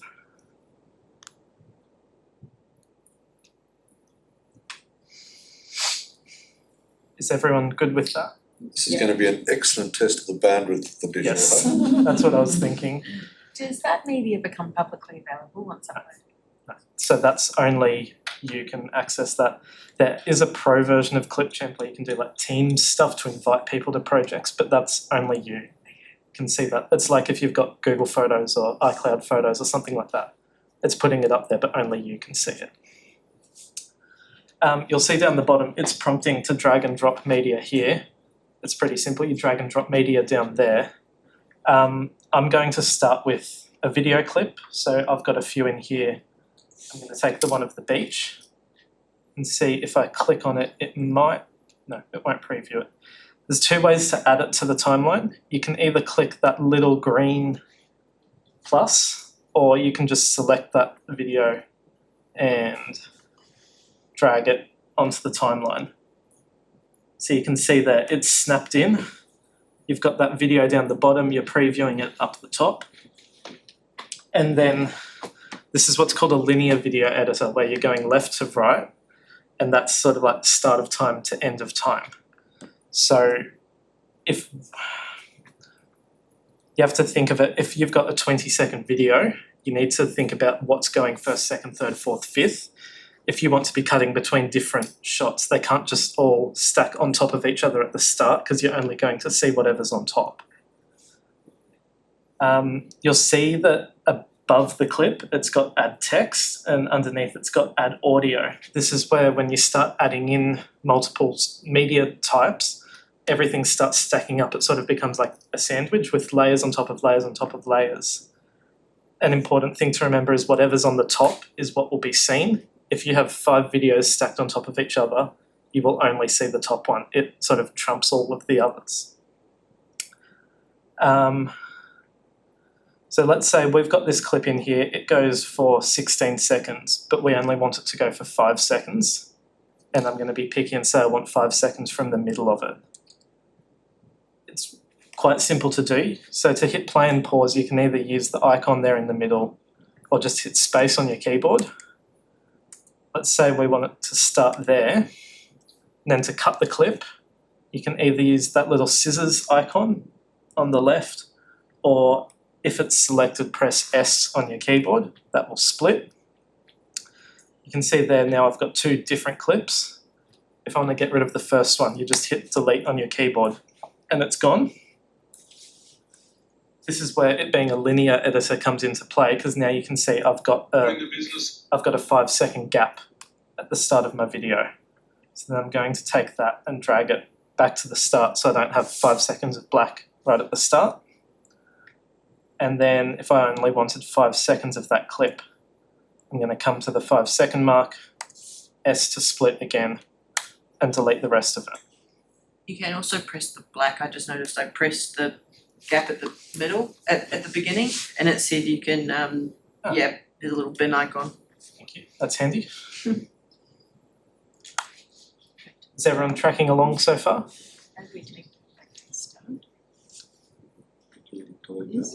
Question about to add text, because I imagine audio is audio file, but add text, is that like a marker for you to say this is what this is, or is it actually like? You can put text boxes Like text on boxes, and stuff okay. like that. I'll get to that No, soon. that's very. So now let's say we've got the shot of the beach and I want to add in the shot of the flowers to go after the beach. That's simple, you just drag it down and go after that. If I was to hit play right now, it's going to cut straight to flowers. For the sake of this, I just want to get rid of some of it, so I've got 2 shorter clips.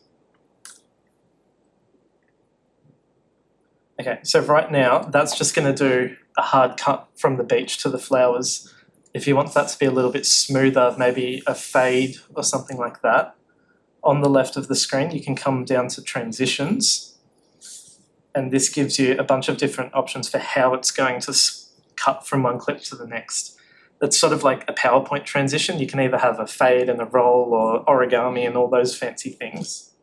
I often like to do something simple like a crossfade. So that's just, you click and hold, drag it down, you'll see that little purple plus comes up and you drop it on there. It's sort of highlighted the end of each clip in purple, but now you can see if you play, it's a much smoother transition. It's not as jarring. This is where you can get creative. You could want a circle wipe, something like that, and it's going to not work for a demo. There you go. If your clips had audio, does it bring the audio down with them? It will. Okay. These clips don't have audio, so that's why you're not Yeah. hearing anything right now. Can you, if your clip does have, I'm just asking, if it has audio, can you separate it before you bring it down? Yes, you can. Okay. Okay, so I'll show you, if you go back up to your media. Okay, no, I did not put it in here. The last time I demoed this, I had a video that I recorded outside of the cars going past and we were able to split. So I'll figure it out. Yeah. It's literally like you come to it, right click, and then there's one of these things says separate audio or something like that. The other thing with video, so now we've got 2 clips going back to back with a transition in between. If you want to have something on top of those, this is where you can start layering it. So if I take this video of the bike rider, I could drop it beside it, or I can drop it on a layer on top. So this is where, if you think of it like a sandwich, you start building up in all the different layers. Now what's happening is, if I hit play back here, you've got the beach, that's going to transition to the flowers. But as soon as that bike comes in, it takes over the flowers. So that's where whatever's on top has top priority. I'll cut this bike so we don't have all of it sitting around. But say, for example, you wanted to have the flowers in the big screen and then just the bike down the bottom. These are really random clips, but it doesn't matter. You just grab one of these little white dots on the corner once you've selected it. You can drag that in and shrink it. And now if you come back here, you can see you've got your flowers are taking up the screen. They're on the lower layer. And then the bike is on the top layer, but you've shrunk it down. You can see both of them at the same time. You could then put a transition on that as well. And then if you hit play, transition to the flowers, and then your bike has come in on top of that. So that could be if you've got a podcast type of interview and you want to cut away to something called B-roll. So it's like, if I'm talking with Chris is going, oh yeah, I use ChatGPT to do this, you might cut away to a screen recording of him typing that prompt into there. Or I'm talking about how to use a camera or something like that, so you're going to cut to a shot of the camera, pressing the buttons on the back of it, giving context to what you're talking about. Do you mind showing me how you get the transition for the top right? Yes, okay. I'll show you on the beach clip. You click on the clip on the timeline. So that's gone purple around it down there. then it's gone purple around in the preview as well, and then you just drag on those white dots to make it smaller. Oh, sorry, I mean the transition. Did you say you could transition that? Sorry, It's to this clip. yes, that's the one. You should be able to drag a transition on the end of it. Maybe it only, some video editors will let you do it with just one clip, some of them want it in between. Okay. Another thing you can do though is, if I can read these, if you look over here on the right, you've got all fade effects, whatever. You can do a fade in, fade out. So if you want a 1 second fade in, now if you come back here and hit play, there's a fade in. So Would it be worth cutting the flowers right before the clip of the bikes and adding just that few seconds up to the top so you can transition into the other video, if you know what I mean? say that again. So you know the video of the flowers, right? Yes. If you cut right before the video of the bikes on the road, and then put that, and then put the first clip up on the top one so that you're able to transition between, no, the first one. Yeah. Put that one up Okay, there. I think I get what you mean. Put Yeah. that up. Yeah, that way you can transition into the next. Yes. Let's see if this works. Yeah. Sort of. Sort of. Different editors work differently, and ClipChamps are more It was worth basic. trying. Yeah, it was worth trying.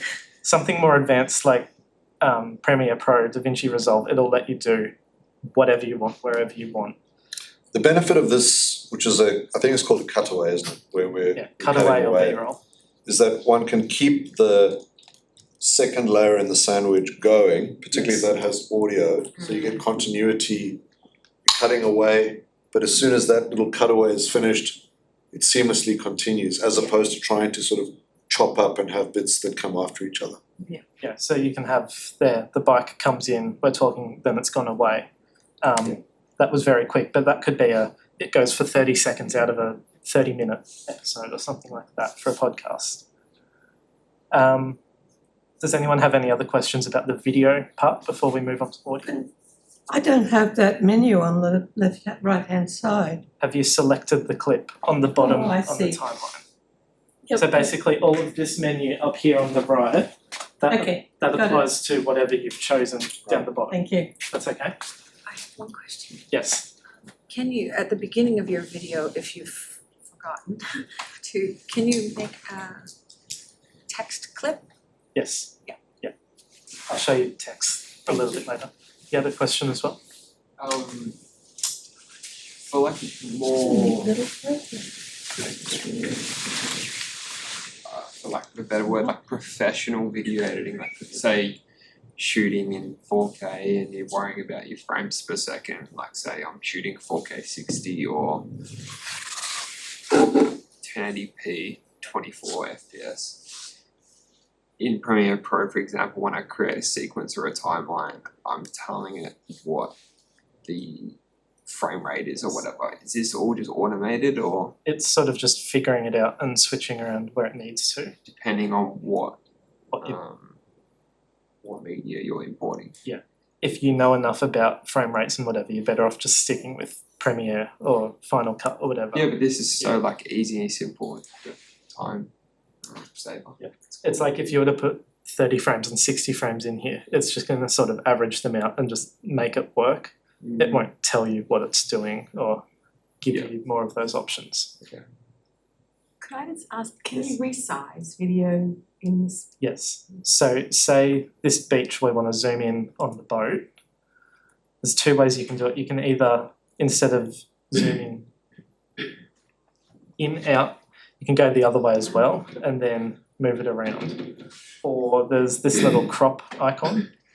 So that will let you actually drag the border of it in, and now I'm stuck and can't get back.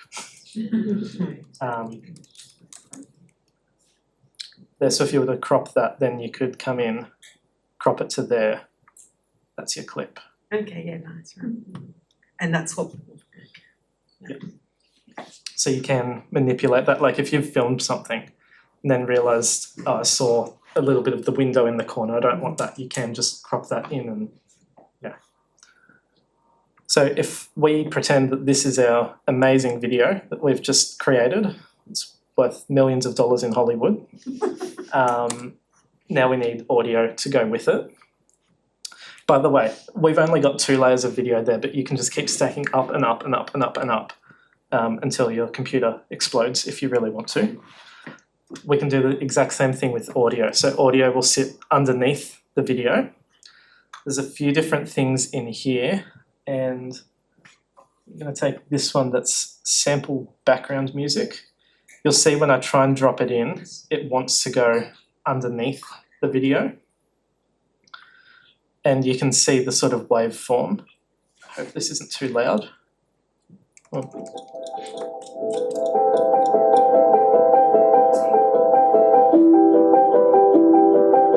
you can hear that audio is just going to keep playing, but it's going to keep going after we've got the video. That's because we've only got 12 seconds of video, but a 2 or 3 minute song. If you want to cut it, it's the exact same as doing a video. You position, this white line, that's called your playhead.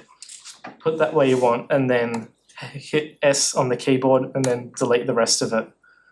And you've cut that down to what you need. You don't have to take the first chunk of the song. You could take the last chunk or the middle bit or whatever you want. And then the same thing, you can select it and then up in the top right, you can fade it in and out at the start and the end, which is often a nice thing to do, especially if you cut into the middle of a song or you've got a really upbeat, fast-paced song. It will, if you're just scrolling through stuff on your phone and you hear just noise straight at you, it can be disorientating and you just want to get rid of it. If you fade that in and out, it's a little bit more gentle for the viewer and they're going to keep watching your video then. So if we've got that at about 1.5 seconds in and out, now you can hear if I go back to the start, it gradually got louder as it went in. It's not just harsh, straight, here's music, let's go. The other thing you could do is say that music's too loud altogether. You can drop down the volume of it. Is that making sense so far? Mm-hmm. So now let's say we've got the music in and then we want, you've got audio that you've recorded, which I've got here. This is a sample. You can drop that then underneath there. But say you don't want that to start right at the start, you want to get through your beach scene and then have the audio come in. You can position that so there you don't have to have something in front of the other clips. Now if I hit play on the video, you've got your music, you've got the beach that we cropped in, the transition, piece of audio to demonstrate how we can, and now you can hear there's music and words. But you've got the issue of the music's too loud and the words are too quiet. You could come back and split your audio at the transition and then you want to make that bit of music really quiet. And then you want to take the bit of talking, make that really loud. And then if you hit play again, this is a sample piece of audio to demonstrate how we can edit spoken content when video editing. It's a much more balanced level. You can actually hear the words without it being overpowered by the music. Is that making sense? Any questions? Split, what was the split? How did you split the audio? So click on the track on the timeline and then press S on your keyboard. And that will just split it wherever the play is. Got it. Sorry.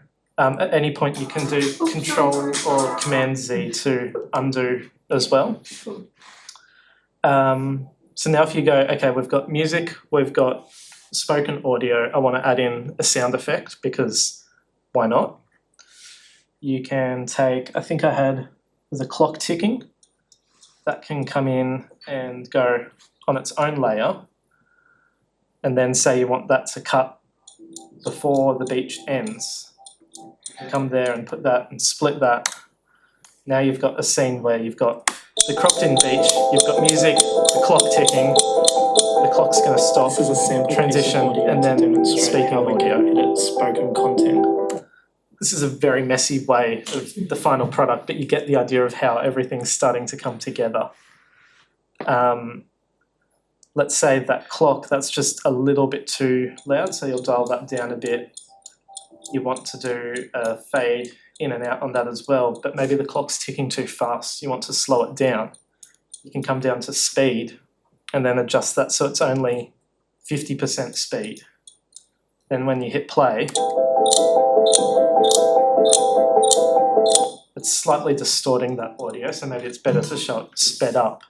But you can see how you can adjust that, which can be useful for sound effects. It's not as good if you've got someone talking, because then they're just going to talk at 4 times speed and you can't understand what they're saying.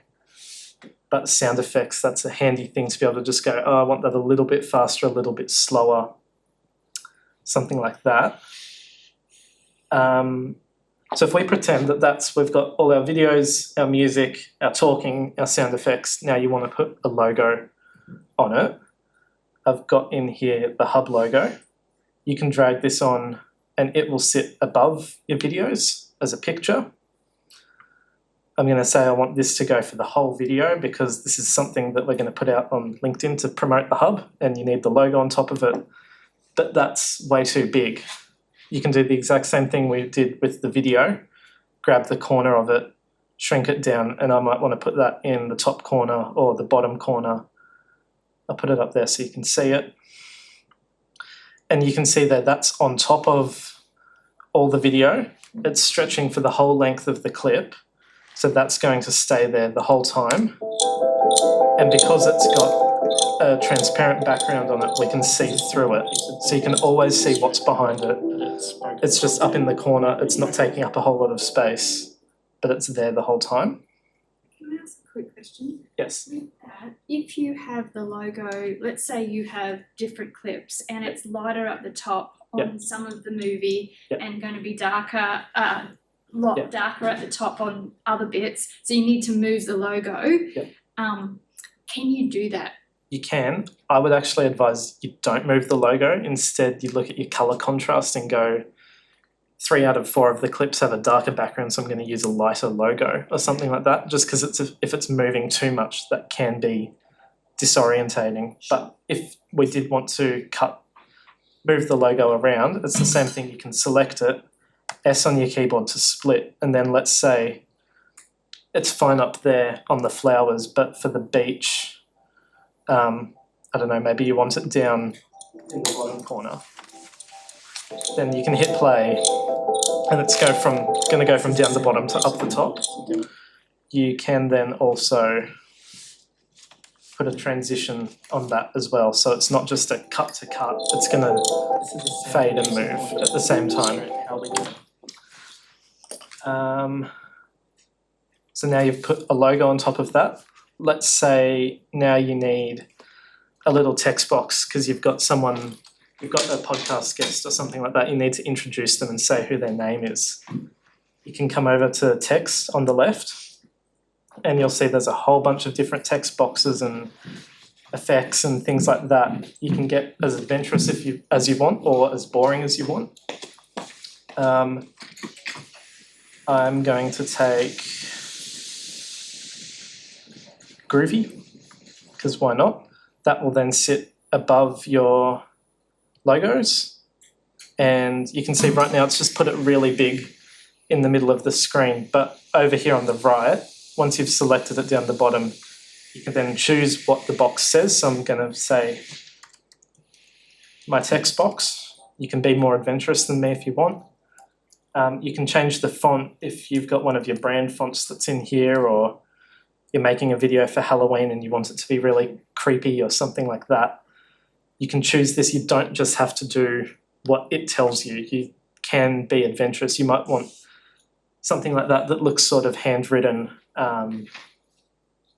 You can change up a lot of things in here. You just have to go looking in the menus. Let's say that's the font we want to go with. And then you'll see for position, it will give you ideas of where you might want to put it. You can still also shrink this down, make it as big or as small as you want. Put it wherever. I'm going to leave it in the bottom right. And you can also change the colour of your text. So if you want bright blue text, you can do that. And again, if you want that to stay for the whole length of the video, you can drag that out to the full length of the video, and then no matter where you are, it will still be there. Did you need a hand at all? It's got okay, thanks. Actually, I'm going to move that up to the top because we're going to use the bottom in a minute. So now you've got your video, your audio, your logo, a text box. The only other thing I can think of you might want to add is subtitles if you've got spoken stuff, especially if it's shorter content for social media. This is where you can come over here on the right to captions and auto-generate captions. And then I'm just going to I'll talk while it's doing this. You can see over here, it's found you've got 3 bits of audio in your project. I'm now going to listen to them, and it's gone, well, that's music, that's a clock ticking, that's spoken. That's what he just said. And you can see it's put that down the bottom already. It will have created a hidden layer somewhere in here that it showed me earlier. But if you hit play, this is a sample process to demonstrate how we can edit spoken content in video editing. It's done a pretty good job of that. It was a nice clean audio recording. But say, for example, you've got someone's name in there and it's misspelt it, you want to correct it. Say it's spelt sample wrong, you can just come in here on the right and double click on it and say that, let's say, for example, that was example. You can just retype it, it's really easy. You don't have to go in and redo whole layers and whatever. This is a sample piece of audio. It's taken that feedback and it's just changed it straight away. Is there anything else you think? I think a solid would be useful. So I think that's under content library. What, sorry? A solid, just like a solid yes, background. Okay. Content library, there's a whole bunch of stuff in here. There is some stock music and videos, stickers, whatever. So let's say we want to put something at the end of the video to say, go to my website, whatever. I'm going to take a shape, a square. I'll put that at the end. Stretch that out to fill the whole screen. You can see it's giving me the option for color. So I'm going to go, I've got a really weird brand. I'm using fluoro yellow and fluoro blue for this. You might then come in and go, actually, I want to have my logo there, but nice and big in the middle. So that needs to go down the bottom, because if we put anything on top of it, you won't, anything underneath that box, you won't see it. So then you're going to put the hub logo in there. You might shrink it down a bit. And you want a text box as well to put your website in.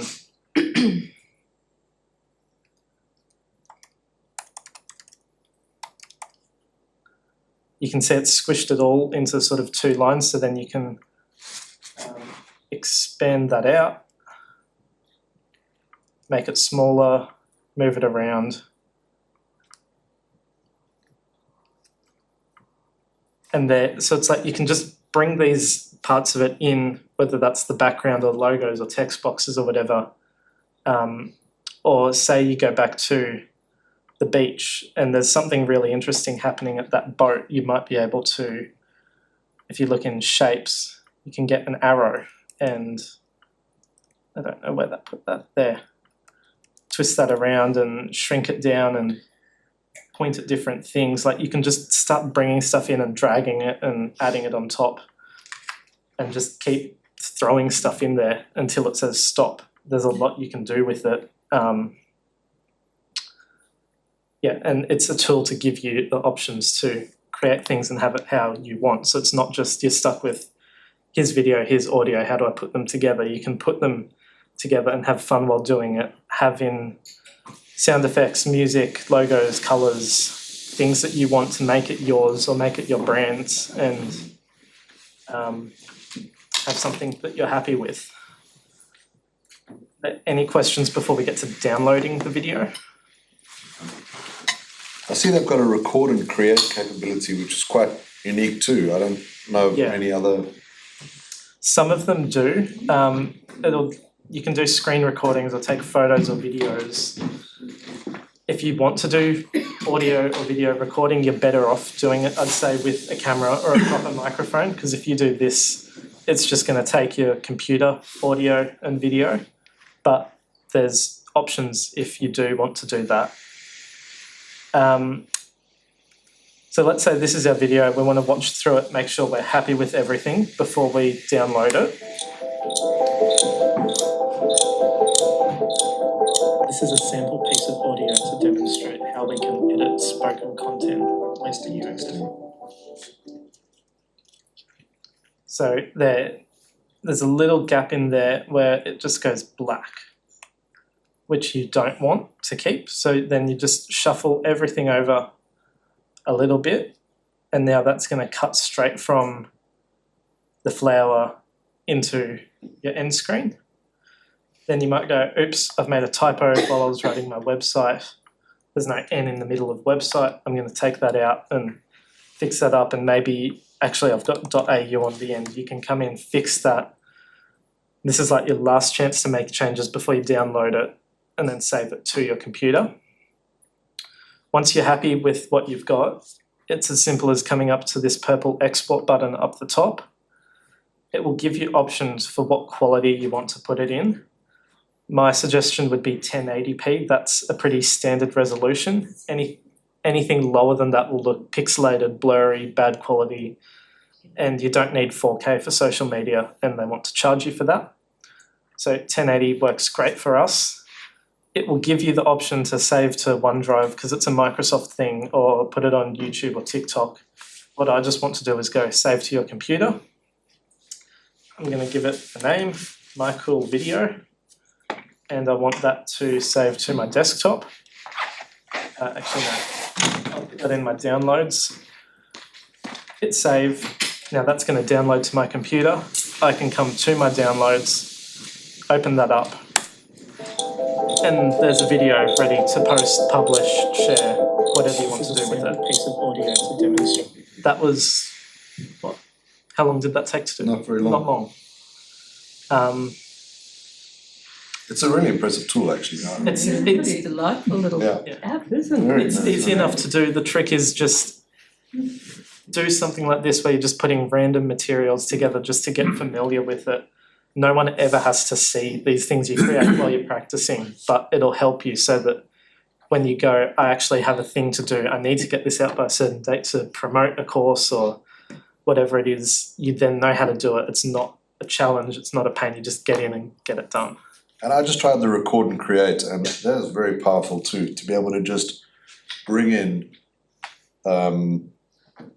a recording. Of course, if you had a peripheral, like Gideon's got a really nice camera there, you can select that camera. And it'll record straight into the cloud here. Normally there's quite a lot of palaver with that. You're saving SD drives out into the computer, fiddling around, uploading, bringing it into the software. That's really quite neat and quite quick. So that's something you might want to play with too. I think that's quite powerful as well. So then one quick thing, if you go back to home in ClipChamp, you will see that it's just now called Untitled Video. If you go back into it, up the top next to the logo, it gives you a spot to name it. So we're going to call this tutorial and save that as that. It will want you to pay to sync it to the cloud. You don't need to sync it to the cloud. Once you've got it downloaded, you've got your video, it's on your computer. You can do what you want. If you want to have a look in templates, there are a whole bunch of these available. It will go, it's sort of like Canva, if anyone's familiar with that, where you can go, I need a highlights video.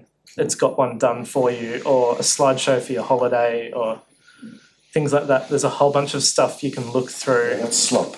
That is definitely slop. But please don't use any of this. Yeah, it will. I think if you do Instagram, it lets you do it in a vertical, maybe. But yeah, there's a bunch of stuff. My tip would be just play with it, get familiar with it. It makes it easier when you do actually need to use it.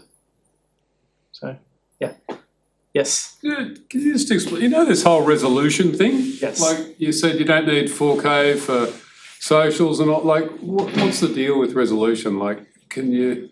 It has to do with the pixel count. So if you look at your phone, for example, most phones are in a 1080p resolution. Yeah. If you've got 4K, that basically means you've got 4 times the pixels. So on a smaller screen that's a lower quality, you won't get the advantage of 4K. But say, for example, you've got a TV in your lounge room, that could be a 4K screen. It's a really high quality video. If you put a 360p video on it, it's got less pixels, less resolution, so it's going to look... So if you're posting stuff like you were talking about on YouTube and, you know, all this sort of stuff, most people are going to do it on a device or a computer or whatever. You think 4K is not worth it, or is it? 4K is overkill for social media, in my opinion. It's also a much larger file size. More space, right? Yes. So that means more downloads, more uploads.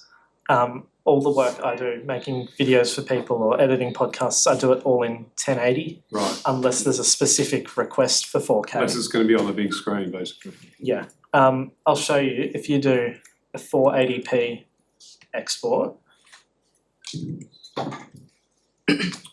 let's see. See how the hub logo down the bottom, that looks really blurry? Yeah. And then if you come back to, this was the 1080p, see how that's nice and clear now. So that's clear, even on this massive screen. 1080 is plenty. Yeah, right. That's the difference between a 1080 video and a 480. So that's You only need 4K if you're projecting massive stuff. right. So you don't even have to worry about it. Don't worry about it. Don't worry about it, just do it in 1080. I'd say never go lower than 1080. Because then you get things like that, you can't read the text. Yeah, so you could have paid someone thousands of dollars to shoot that lovely drone shot. They've shot it for you in 4K and then you've exported it in Well, that's what I think. quality. If it's in 4K, shouldn't you produce it in 4K? But what you're saying is you shouldn't, because then it just takes up space and it doesn't give you any advantage. Very hard to work with. It's nice to have 4K footage and then export in 1080 because it means you can zoom in without losing quality. But never Graduate export. your way to 4K, it'll be a nice problem to have. Yeah. Well, it's on the big screen. So much. Well, that's a pretty big screen, and that's still. Yeah.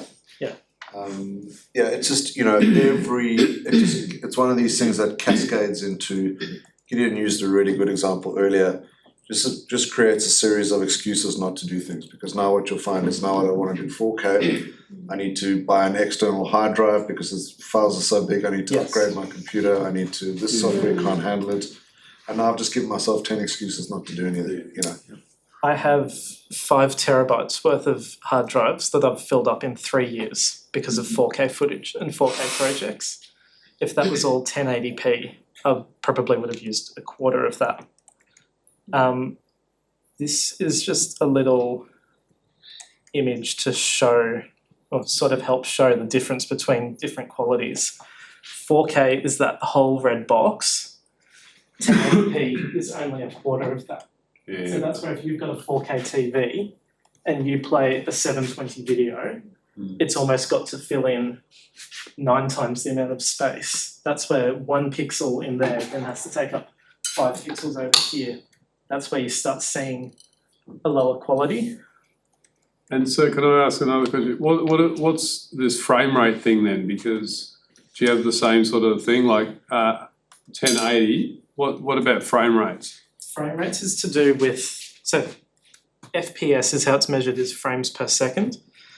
Think of that as, if you were to take photos, you can just hold down the shutter and take a burst of photos. That's essentially what a video is doing. So is 30 FPS, that's 30 frames per second. That's almost 30 photos per second. So if you want to slow something down for slow motion, you need a higher frame rate. That would typically be 60, 120 frames per second. that's getting a You little said bit more. you said your default is 1080. Yes. What's your default frame rate? It depends on the project and what you're filming. Some of the most common ones will be 24, 30, 60, 120. Most content you see online on Facebook, TikTok, whatever, will be 30 frames a second. If you start going too high, stuff looks weirdly smooth, almost sort of AI generated. It's a weird thing. But it's when you go a higher frame rate, you can slow it down more. Yeah, not something I'd worry about. Is there any other settings that you think are important? Yes, but not for the sake of today. No, just for social media. I would say the nice thing is actually about using a tool like this is that you don't really have to think too much about the file size that it produces. If you were doing this on a desktop, a more expert level, it is one of the things we think about quite a lot is, you know, there's a lot of trade-offs around the questions that you asked, and there can be quite a large delta in the size of the file that gets produced. So luckily for today's purposes and for this, we don't really have to worry about it because ClipChamp are very cleverly giving us, you know, the most optimized download. Yep. But when you start getting into the more, you know, I would say more expert level, there are a lot of things you can tweak and fiddle with, which we won't cover today. I guess I'm not an expert, but I use the GoPro and it's got a lot of settings. Yeah. And I want to, you know, the files end up being massive and I'm trying to work out what the, you know, how do you do a small file that still works? Because I just use it and, you know, because my phone's no good. Yep. You know. If you're filming something at 4K and 60 frames a second, that will be a massive file compared to 1080p and 30 frames a second. So 1080 and 30. You go 30 to 60 frames, that's going to double-ish your file size because you've got double the amount of frames. Right, yeah, I get You that. go Yeah, 1080 to 4K, that will be a That's 4 massive times. increase because you've got like 4 times the space to fill in. And That's great. so, yeah. But then you've got the way up of you want to use that later, but you want to zoom in. If you zoom in on 1080p on a 1080 screen, that will start looking pixelated. You zoom in 4K and you can get away with it up to a certain point. Yeah, but just the socials and that's probably right. Yeah. Yeah, I've got something to say as well about that. The general principle is you want to keep it as simple as possible, especially when it comes to video, because anything can trip you up. Like the thing that tripped me up when I got started in 2006 was the file sizes, and you know it completely killed the project. You know, and it's like luckily I kept on going because video ended up being such an awesome thing. But definitely always look for things that you can remove as opposed to things that you can add. So you know, remove complexity. So that's one thing. In tech we talk about Gideon on others, we talk about shipping. What shipping means is the most important thing is that you get it out there. You know,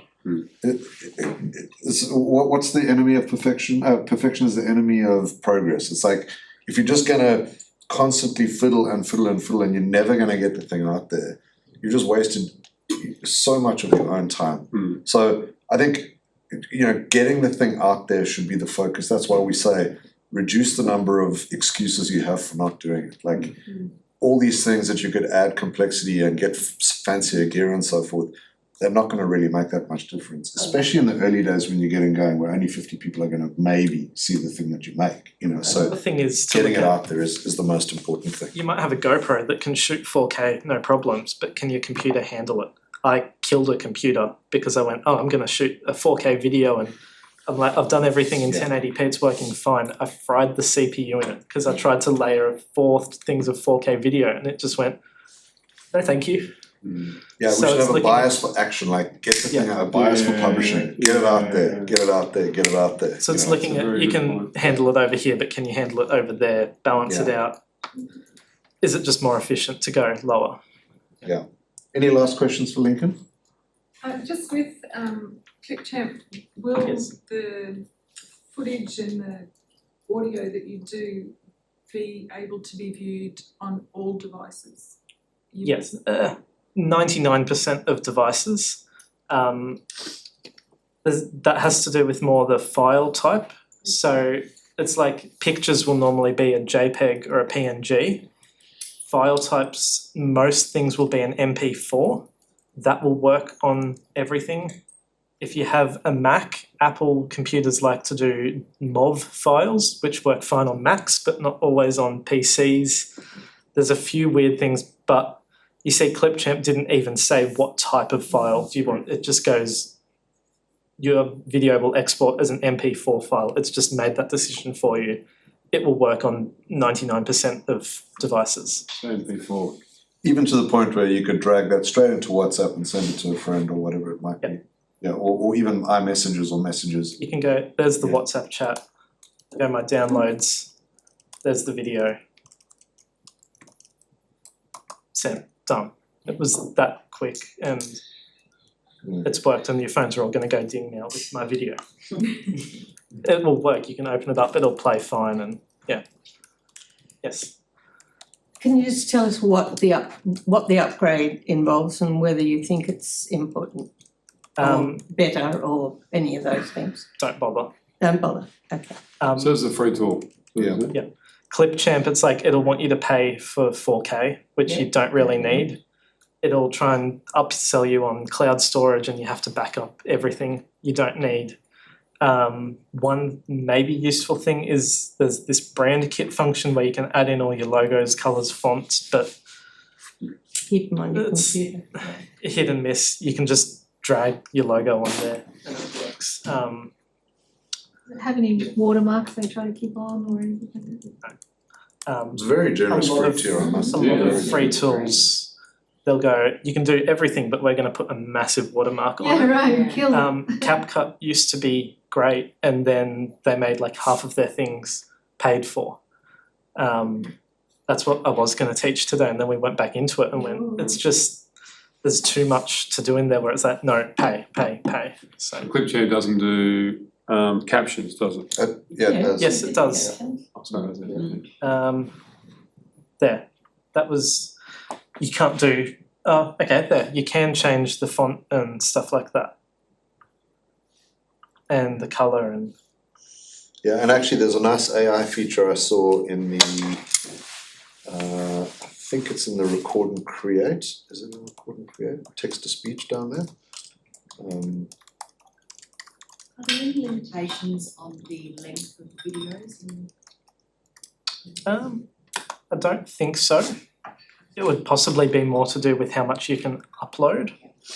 That's probably where you'd hit a limit. So that is probably the one disadvantage of ClipChamp is it's a web-based thing, which means you have to upload it. Something like DaVinci Resolve, which I use, it's an app on your computer, so you're not having to upload, download. All you have to go is, here's a project, tell it where your media is, dump it all in, and it's just there. It's going to as you can see, to teach that in 40 minutes is really complex. There are more buttons just on the top left there than there are on the entire ClipChamp thing. So we elected not to do that. But you can get into a whole bunch of stuff with colour grading and visual effects and music and whatever. And they have a generous free tier as well, don't they? Great, fantastic product. But I mean, it's there's a big learning curve. That's a 5-hour course, not a 1-hour course. So. Let's give Lincoln a big hand. Thank you, Lincoln. Do you want to wrap it up for us? Yeah, sure. We'll see if we can give everyone a little bit of time at the end of Friday. Yeah, how are you all feeling? You feeling awake still? Okay. Well, let's see if we can make this exhilarating last session. So this is where the rubber meets the road.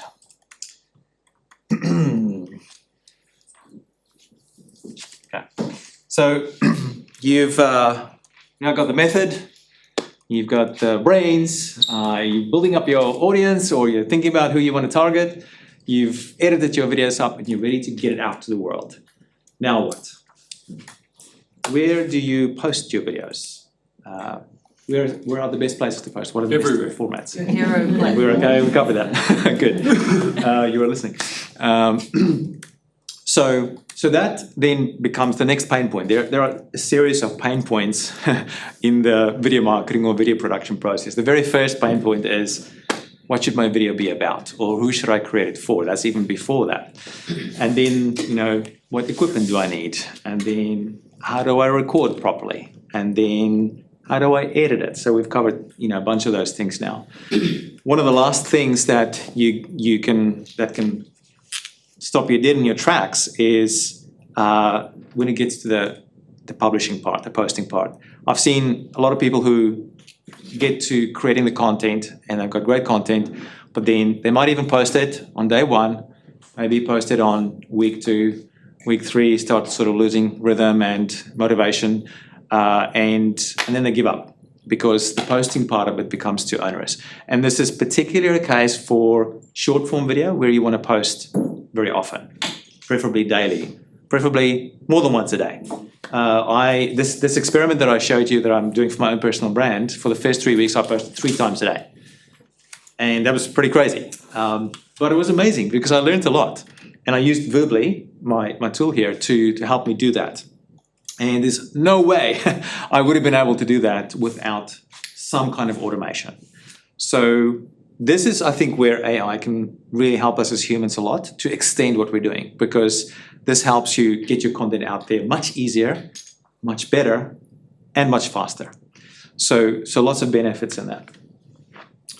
So a little bit about Verbally. So it's been around for about 2 years now. We've decided at the moment to niche it down to just short form video content. And when I say short form video content, I mean specifically content that shows up in a vertical way on your phone. So TikTok, Instagram, YouTube Shorts, X now as well. Actually, all of them, like TikTok was really amazing in the way that they innovated, because they popularized short form vertical videos again, and they brought the algorithm that came with it, which was the magic sauce. And all the other platforms have been copying them, essentially, like trying to create the same thing. So much so that now the social media gurus out there, like Gary Vee, for example, Gary Vaynerchuk, they don't talk about the social graph anymore, which used to be the thing. They talk about the interest graph now. And all that means is basically that the algorithms are now tailored for your specific interest. It looks at what you are interested in. I haven't confirmed this, but I'm sure it's listening to me right now and to all of us. And from that serves me content based on the topics that I am talking about and that I am interested in. And who knows what else it's looking at. So that's another sort of a topic, whether that's a good thing or not. But the outcome of it is great for me, because I can go to TikTok and it can serve me the content that I want to watch. And I don't have to search for it. It just serves it to me. It knows what I want. And it's uncanny how amazing it is at showing me the stuff that I not just want to see, but sometimes need to see as well. And I'm not just talking about dancing or cat or funny kid baby videos. I'm talking about really, really useful stuff that I want to learn for my profession or for my industry. So it's been incredibly powerful. And so all the platforms have been saying, let's be like TikTok. So YouTube introduced Shorts a few years ago. And Shorts is essentially the answer to TikTok. Instagram changed how their algorithm works to be more like TikTok's. Can you guys remember IGTV? Yes. You guys? Or Vine. Or Vine, yeah. So Vine might make a comeback. So IGTV fell away, because it didn't have the interest graph thing going. And so they introduced Instagram Reels, and so everyone thought IGTV was going to be a big thing, but then it fell flat. And so they saw what TikTok was doing and said, okay, let's do what TikTok's doing. Let's introduce Reels. Facebook introduced Facebook Reels. Same thing. LinkedIn even has introduced a Reel or a TikTok kind of thing. They experimented that with a while. They've taken it away now. Sounds like they're going to be bringing it back again. So which platform did I miss? X. So X is, if you go to the X platform as well, they've also relatively recently introduced the video feed in there as well. So if you go to X, we always get things last in Australia, but yeah, there's a little video icon there. If you click on that, How old is your wife? that's so you're not let's press pause here.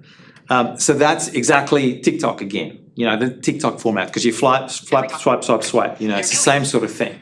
So the They also copied Instagram and Facebook and all of that. They also copied stories from Snapchat because they saw the success of disappearing content, which nobody thought would catch on, but then Snapchat did. So then they all integrated stories into their platforms. I'm actually amazed at how long stories have survived. Now, I never quite got into it, but it's that mysterious thing of, and it's what keeps attention. People know it's only there for a short amount of time. So it gets that engagement. It keeps people on the platforms, which means they can charge more money for advertising. That's what it's all about.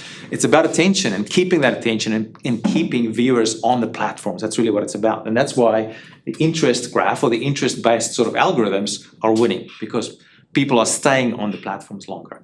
So that's sort of like a long sort of introduction into why we decided to hone in on just short form for the moment.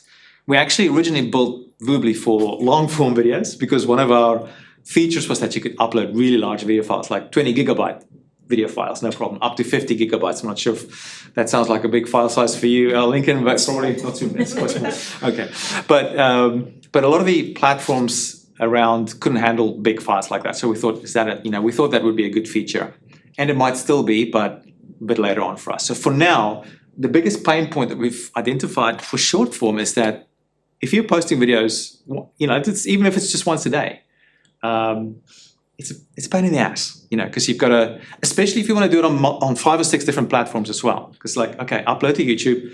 Oh gosh, now I've got to create a title. Okay, description. Okay, tags. Oh, okay, cool.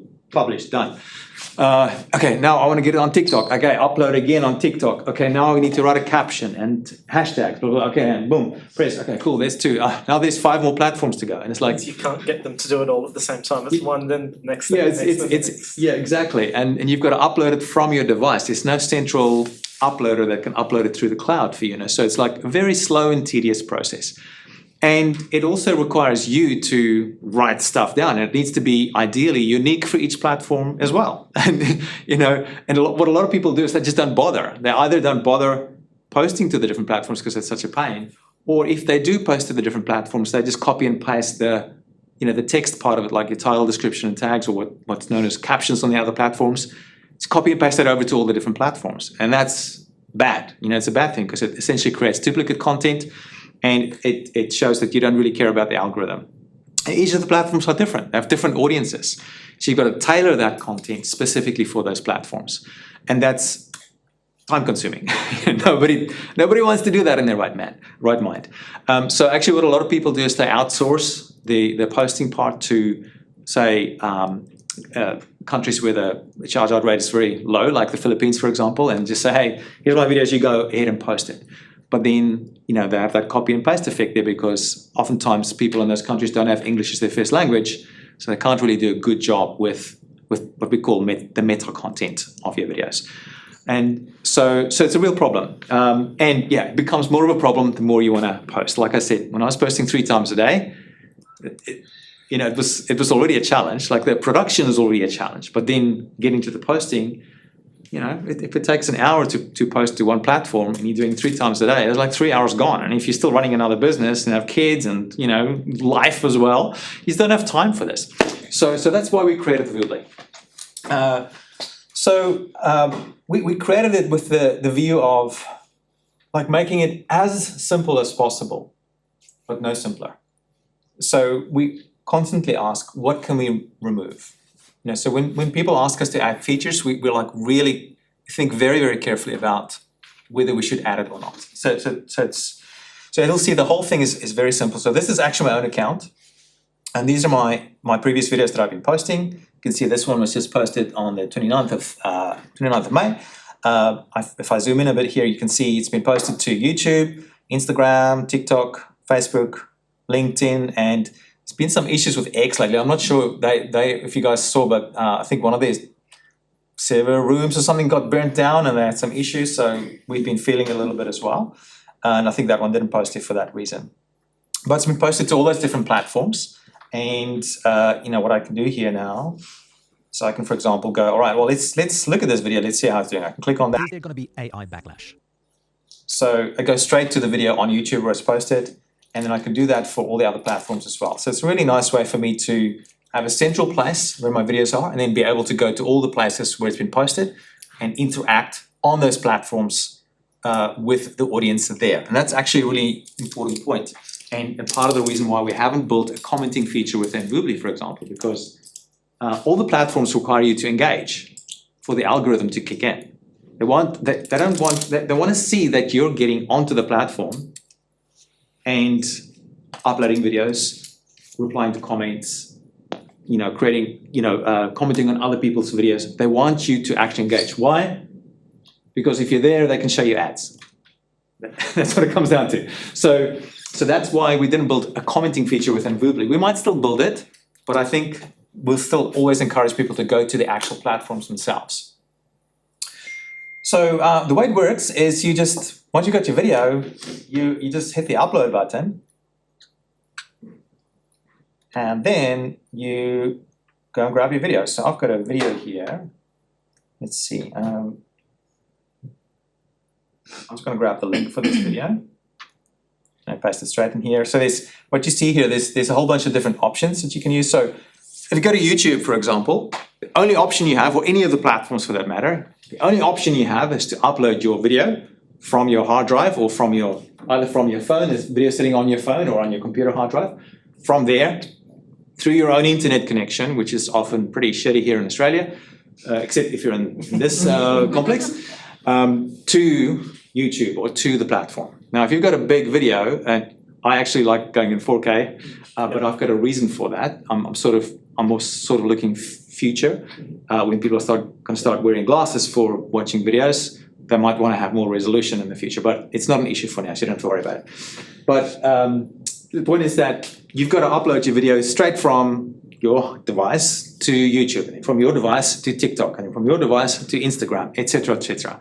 So, it all adds up. So what we have here is that we're saying, hey, why don't we just make it available on all these, make these options available. So if you've got your video sitting on Dropbox, it's already synced, ready to go. Why not just upload it from there? So it doesn't go from your device, it goes between Dropbox and our server. So it cuts down massively in terms of upload times. Same with Google Drive or Box or OneDrive. Does that also make a difference in quality if you don't have to keep downloading it from Dropbox from the computer up to YouTube? Would it save in quality as well? It depends what you download and what you then upload. So if it's the original file, then it's up to the platform where you're uploading it as to what quality they serve. So yeah, but do keep an eye on that, so that you don't inadvertently download a lower quality version of your video that you then upload to the different platforms. But that's the other reason why we built Voobly, because we wanted to give creators the ability to upload the original high quality file so that quality gets maintained when they upload it to the different platforms. I love the look of that as well, because I do a lot of work where I'm uploading something that someone else has edited. Right. So it could be like a 15, 20 gig Google Drive file. Then I have to spend the time on the internet downloading it and then upload it. Yeah. It's just painful. Whereas if you've got the Google Drive connection, you can just go in there, click the file, and boom, it uploads. So in this case, I'm just doing it from link. There's a little special hack here for Dropbox links where you can change the last few letters to raw equals 1. And then it turns it into a public link. So don't worry about that too much. It's my special little hack there, but you can just use any of the other options. So that uploads it now straight to Voobly, from Dropbox, not even from a hard drive. So you saw that was pretty quick. And now what will happen is Voobly will start transcribing it. It'll start creating the titles for the videos, the descriptions, the tags. It'll even write an email to go along with the video that I'll show in a second, and also a blog post that you can use for promoting the video. So that all gets done now in the background. Take us behind the scenes a little bit, Gideon. What's the magic that's happening in the background? Okay, so the magic here is so the video. How much detail do you want? Not too much. Not too much detail. Okay, so your video basically goes to our server, and then we've got we use different APIs to help us process the video. So we transcribe the video. So we basically, there's a clever piece of software that looks at the video and goes, okay, what's in this video? Let's transcribe it word for word, and it's amazingly accurate. Not always perfect, especially when there's new names in there that it doesn't recognize, but we cater for that as well. But it does a pretty damn good job of writing the transcript. And once we have the transcript, that allows us to do pretty fancy things. We then basically integrate with OpenAI to then use that transcript to create these things. We create your title. So this is just for YouTube. So let's go through them. So it creates your title, your description, and your tags for YouTube, all in your own voice, because it looks at the transcript and it matches your voice. So it doesn't look like ChatGPT wrote it. When you read this, it feels like I wrote it. When I read this, it feels like I wrote it. You can read that. Google's so it's a good example here. Got VO3 wrong.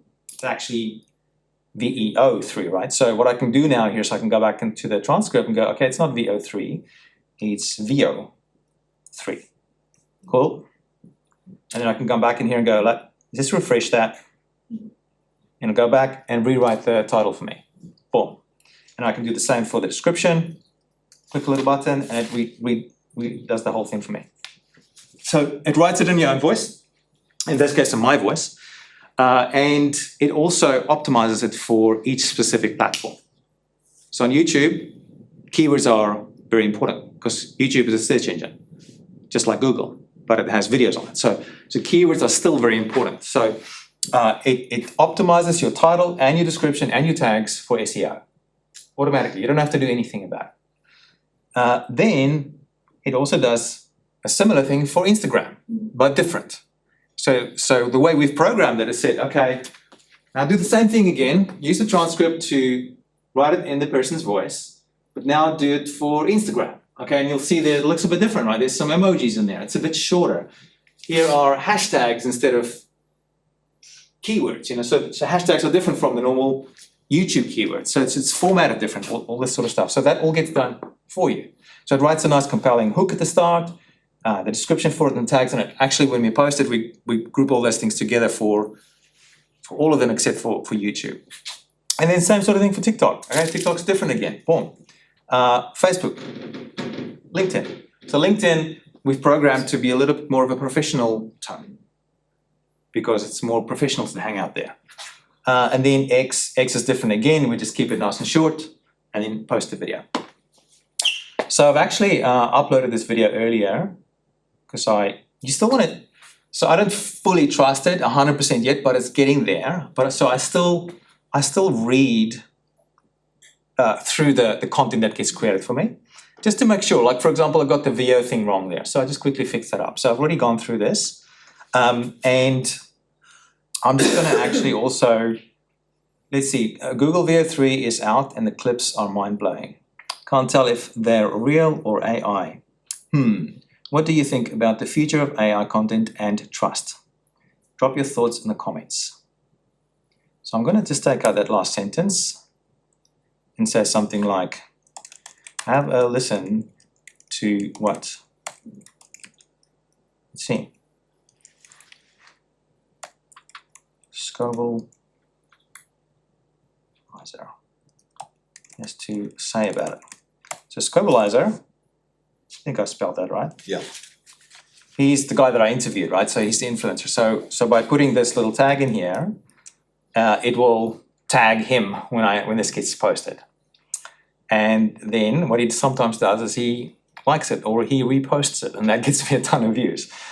So this is actually sort of a ninja strategy if you want to grow your following really quickly. It's always been the case on YouTube since day one. The number one best strategy for growth is collaborations, where you find other people in your industry who already have an audience that you also want. And you go and do collaborations with them, or you interview them, or whatever else. So that they essentially share your content with their audience. So you get this, like, we call it a beachhead in some context. So you jump to their audience, and you can go from being quite obscure to being really well known within an industry very, very quickly. What's his name? Tim Ferriss, who wrote the 4-Hour Workweek. Have you got anybody heard of him? Yeah, he's very well known now, especially in the podcast world. That's exactly what he did at the beginning. He was Nobody knew who he was. And the way he became famous was he wrote this book, and then he got interviewed by a bunch of podcasters and bloggers, and they all posted about his book at about the same time. And boom, everybody shared his stuff with their audiences, and he became famous. That was his foray into it. Okay, so here's my video with Robert. Google's VO3 just got released in the last... No one's seen this video before, except for me. And it's about VO3. Few days. And some of the clips coming out of that is just incredible. You can't even tell whether it's real or AI generated. In fact, you might be wondering if this video is AI generated. Well, I can honestly say that it's really me and it's not AI that generated this video. But have a listen to what Robert Scoble has to say about this. And really, it really is me there. It's not AI. So I edited up that video. So you can see there's a little bit of an intro, and then let me just say, these videos have all been playing fast because of our system, not because of how. It's actually, I've got see this little thing up here. I've got a little. You got a 1.5. Little plugin. Oh. Yeah. So sorry. It's okay. Yeah. I watch everything at 2 times for 1.5. Oh, got it. Okay. Wrong though. They spelled his name wrong. Was that sorry? They spelled Robert's name wrong. Let's see. Well, let's fix that. But Robert Scoble, that's good. That's right. Well, that's his Scobleizer is his sort of nickname. Yeah, yeah, exactly, and it's yeah. Okay, cool. So I'm pretty happy with that. There's other things like your visibility you can change, your category. You can even put in your playlists. I've got my own playlists in here. But I've already had a check here. Now all I got to do is go. All right, cool. Let's click on next, and I can choose. I can either schedule it in the future, or I can just go post. So, what's the time now? It is 4:32. 4:32. Okay. I think Robert might be sleeping right now. So he might, well, he's up at crazy times. He might see this and repost it. And it'd be kind of cool if that happens during the next half an hour. I don't know. But that now is getting posted.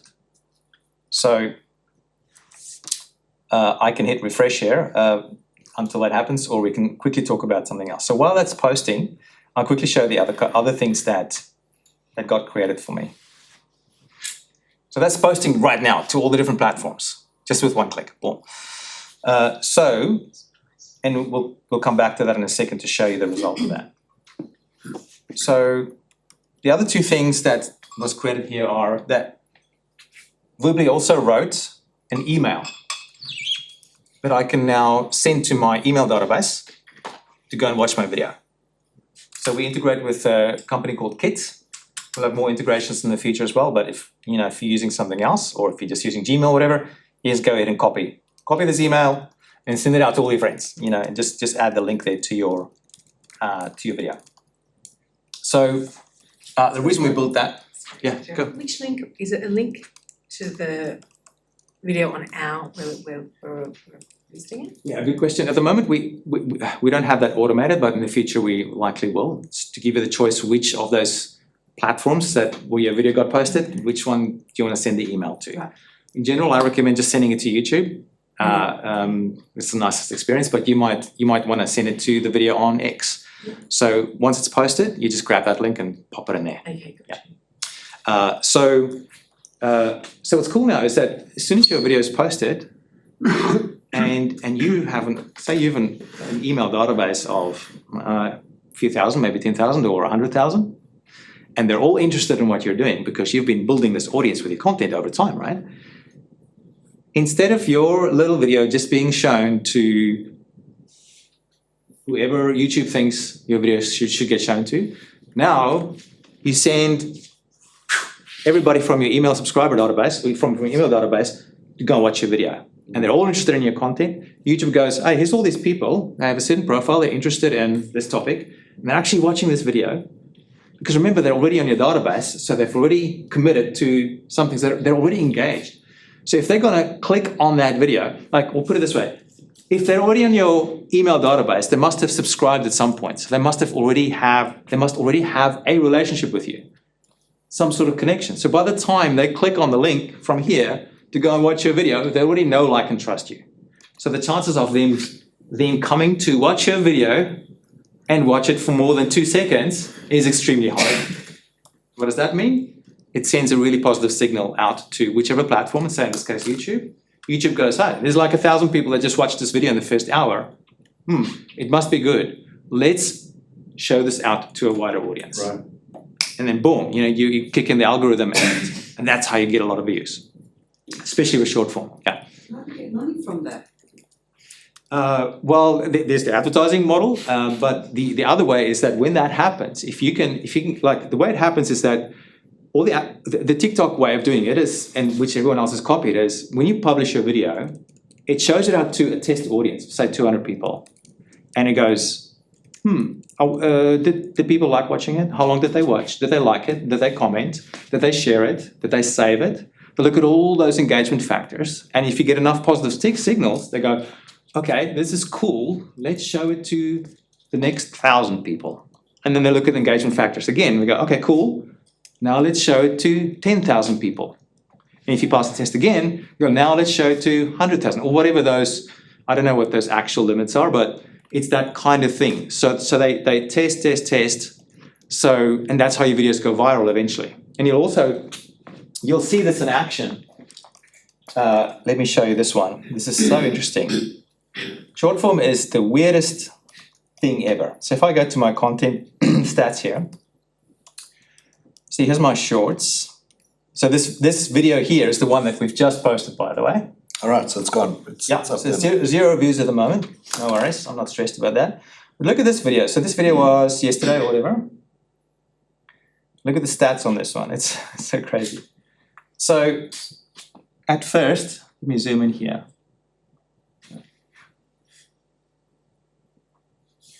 In the first hour, it jumped from 0 to 124, and then it just kind of died. And I thought, oh no, it's a terrible video, and I'm depressed. But now, a day later, the algorithm has decided, hey, there's been enough positive signals. Let's push this out to a wider audience. And now, all of a sudden, boom, it's sitting at whatever, 500 views. So it's not a lot of views, but it's still getting tested. If this reaches a certain threshold, then it'll keep on pushing it out to wider and wider audiences. So this whole email thing that I'm just showing you here is to help you sort of warm up the algorithm, and to help send more and more positive signals. And it's a 100% legitimate way of doing it. There's no like on LinkedIn, often you get these, what are they called? Engagement farms or engagement pods or whatever. I hate those things. It's so fake. And the reason it sucks is because oftentimes you have people in that engagement pod who don't give a crap about your content. They might just go, oh, it's another video, let's quickly like it, let's quickly leave a comment. They don't even watch your video. And what do you think that does for the algorithm? Nothing good. Especially if they go then and watch lots of other content that's not even related to your topic.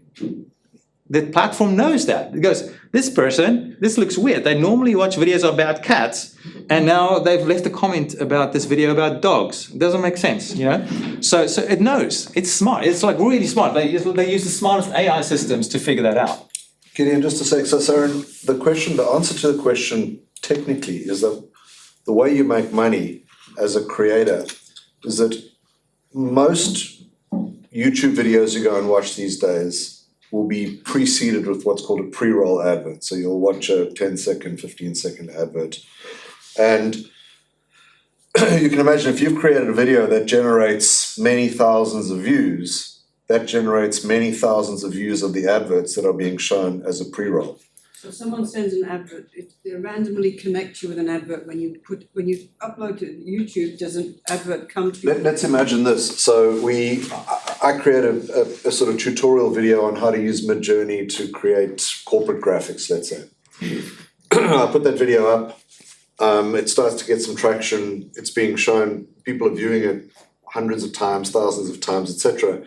Every time they view that video, Google serves an advert, a pre-roll advert. You would have seen this each time you watch a YouTube video, right? There's an ad that shows beforehand. The deal is basically that you share in the revenue of the adverts that are shown against your video. How do they find you? Sorry? How do they find your bank account? Yeah, so there's a whole thing that we could go into, which is a whole detailed conversation. And there is a sort of threshold below which, you're not going to make it, we're talking about fractions of a fraction of a cent for a view. So the only people who make any sort of real money from this are people who get pretty large numbers of views, to the point where it's actually even worth getting a payment to your bank account with transaction fees and so forth. But what I'm saying in principle is that is the value exchange. Is you create content, it creates engagement and views, that allows all the companies we're talking about here to serve adverts that are relevant, because if they put that ad on Midjourney themselves might advertise on the video that I made about their product.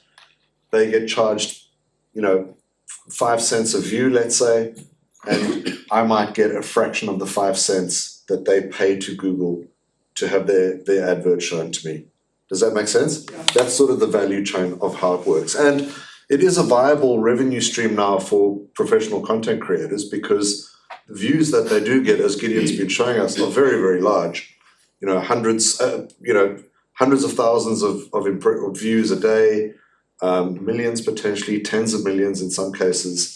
And it's a serious money spinner for professional content creators that have got that kind of audience. Yeah. If I may add, there are so many different ways of monetizing your content as well. It's not just ad revenue, because I can't remember which one of you. No, Gideon gave us that whole thing earlier today. Right, yeah, so I was a little bit late, but there's so many, like if you're making a video on Midjourney, for example, Midjourney could sponsor the video. Like, if you have time, I can talk to you a little bit.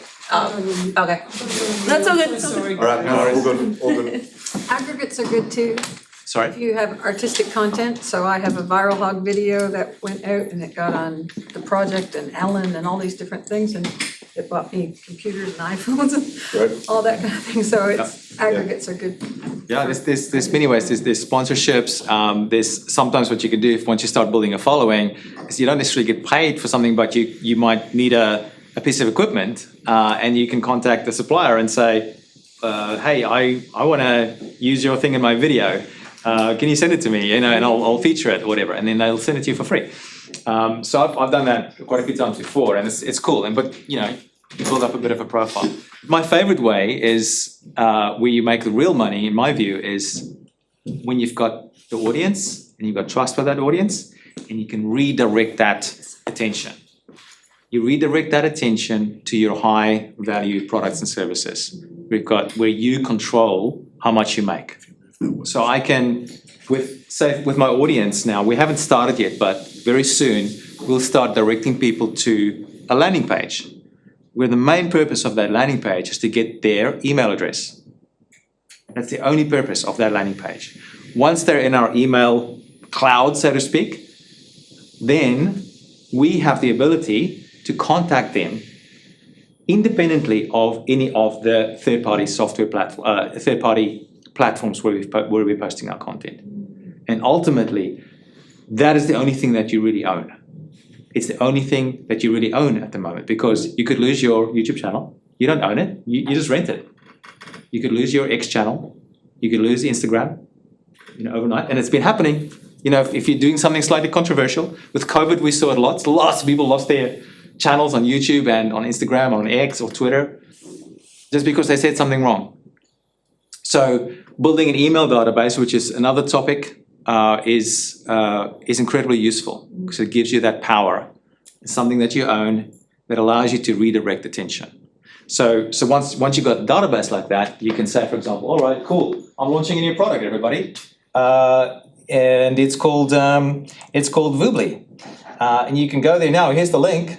And, for the first week, we'll give 50% discount. Or the first 100 people get, personal time with me where I'll review your video strategy or whatever. So you can do that with an email blast very easily and get a really good response rate. You can do that with social media too, obviously. But with email, it's just very specific, very targeted, very high response rates. So my little video, let's revisit, is now posted to all these platforms. It's on YouTube, it's on Instagram, it's on TikTok, it's on Facebook, it's on LinkedIn, and it didn't go to X. I think there's still something wrong on X's side, but while Chris was talking, I quickly posted it to X manually. I want to see if Robert will see it. It doesn't look like normally I'd see a notification. I think he's sleeping now, but that's all good. But yeah, so they're all posted there now. So now, I've just essentially uploaded my video, quickly checked the content and clicked one button, and my little video is now everywhere. And I'm still at the beginning of this new journey. I've done this many times before, but on this new journey, I'm still very small still. But if I keep on doing this now for the next 6, 12 months, 24 months, you won't recognize my channel. If I keep on doing this, iterating and improving and keeping on posting, the audience will just grow and grow and grow. And I've been thinking about this a lot. I had a quick chat to Chris about it, but this idea of our last moat as human beings. Like what's left for us when AI takes everything else? And I think there's a window of opportunity for us to still do this sort of thing, where we can build an audience who knows, likes, and trusts us, that we can have a real connection with. Because once AI kicks in, where does that connection go to? Are people going to just communicate with AI? Will we be completely replaced? I don't know. So I think there's an opportunity for us now. It's a window of opportunity, and I don't know how long it's going to last. I would like to think it would last forever. That ultimately, the only thing that's going to last is that human connection that we have. This is why this sort of thing is so good, because this AI can't replace this one-on-one or one-to-many in-person community sort of thing. And you can mimic that to a certain degree with video. So I think that's all I had to say. Was there any questions? It's Friday afternoon. Yes, question. Hi, thanks. Do you have anything you suggest for cutting down the long form content rather than just going yourself and cut? Yeah, absolutely. There's so many tools that's popped up. In fact, Splashio, my other company, Splashio.com, we still do that, but there's if you want to do it yourself, I'll give you a couple of options. So Splashio, you can upload your video, and we've got a team of real people. They'll chop it up for you. Thank you, guys. Chop it up for you and send it back for you, so you can ready to publish. But there's other humans. Sorry, did you say? Yeah, real humans. So, sorry. Yeah. I've actually got a quick question for Lincoln. Sure. With ClipChamp, if you've got an existing video that has audio on it and you want to strip the audio out, Yes. can ClipChamp do that, or do I have to go something like DaVinci? You can do that. I didn't demo that because I didn't have a clip prepared for that, but I believe if you've got one that is audio and video synced, if you select it and right-click on it, somewhere in that menu it has a detach audio or something like that. It will then separate them, and then you can delete whichever one you don't want. Awesome, that's fantastic. You had a follow-up question? Oh no, I just felt like he was still talking, maybe? Yeah, there's more as well. So we like to use Descript. In fact, our team at Splashio, they use Descript to analyze the content, and then it's basically if you can edit text, you can edit with Descript. So it transcribes your video, and then you edit the text to edit the video. So you can actually literally copy a paragraph and say make that the video. Okay. And then pull that out as a little clip. It's beautiful software. Love Descript. Descript's also just released to the wider public now their vibe editing tool, where you can basically, just like the way you talk to ChatGPT, you can upload your video and say, okay, edit my video for me, add some B-roll, remove the ums and ahs, and add a nice music track. Go. So that's cool. So I started playing with it a little bit yesterday, but that is amazing. CapCut also does it. CapCut automatically finds clips for you. Okay. Submagic is another one. It automatically finds the clips for you. And there's another one. Opus is probably the leader in the space at the moment. Opus.clips or whatever. Opus.pro. .pro, yeah. So they also do it. You upload your long form video, and then it finds all the clips for you, and it captions them.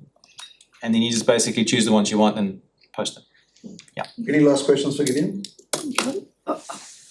Just one, what app did you use to produce that? This is called MindMeister. I'm so glad you're asking about it, because I was like, I got so fed up with all the presentation software. MindMeister, yeah, it's you get your first 3 mind maps for free, and it's actually got a presentation mode as well. So if I go here and I go present, now it's in presentation mode, and I can use a clicker and go between different things. Boom, boom, boom. Cool. Yeah. Gideon, thank you for a fantastic session. folks, you did extremely well. The late stayers, the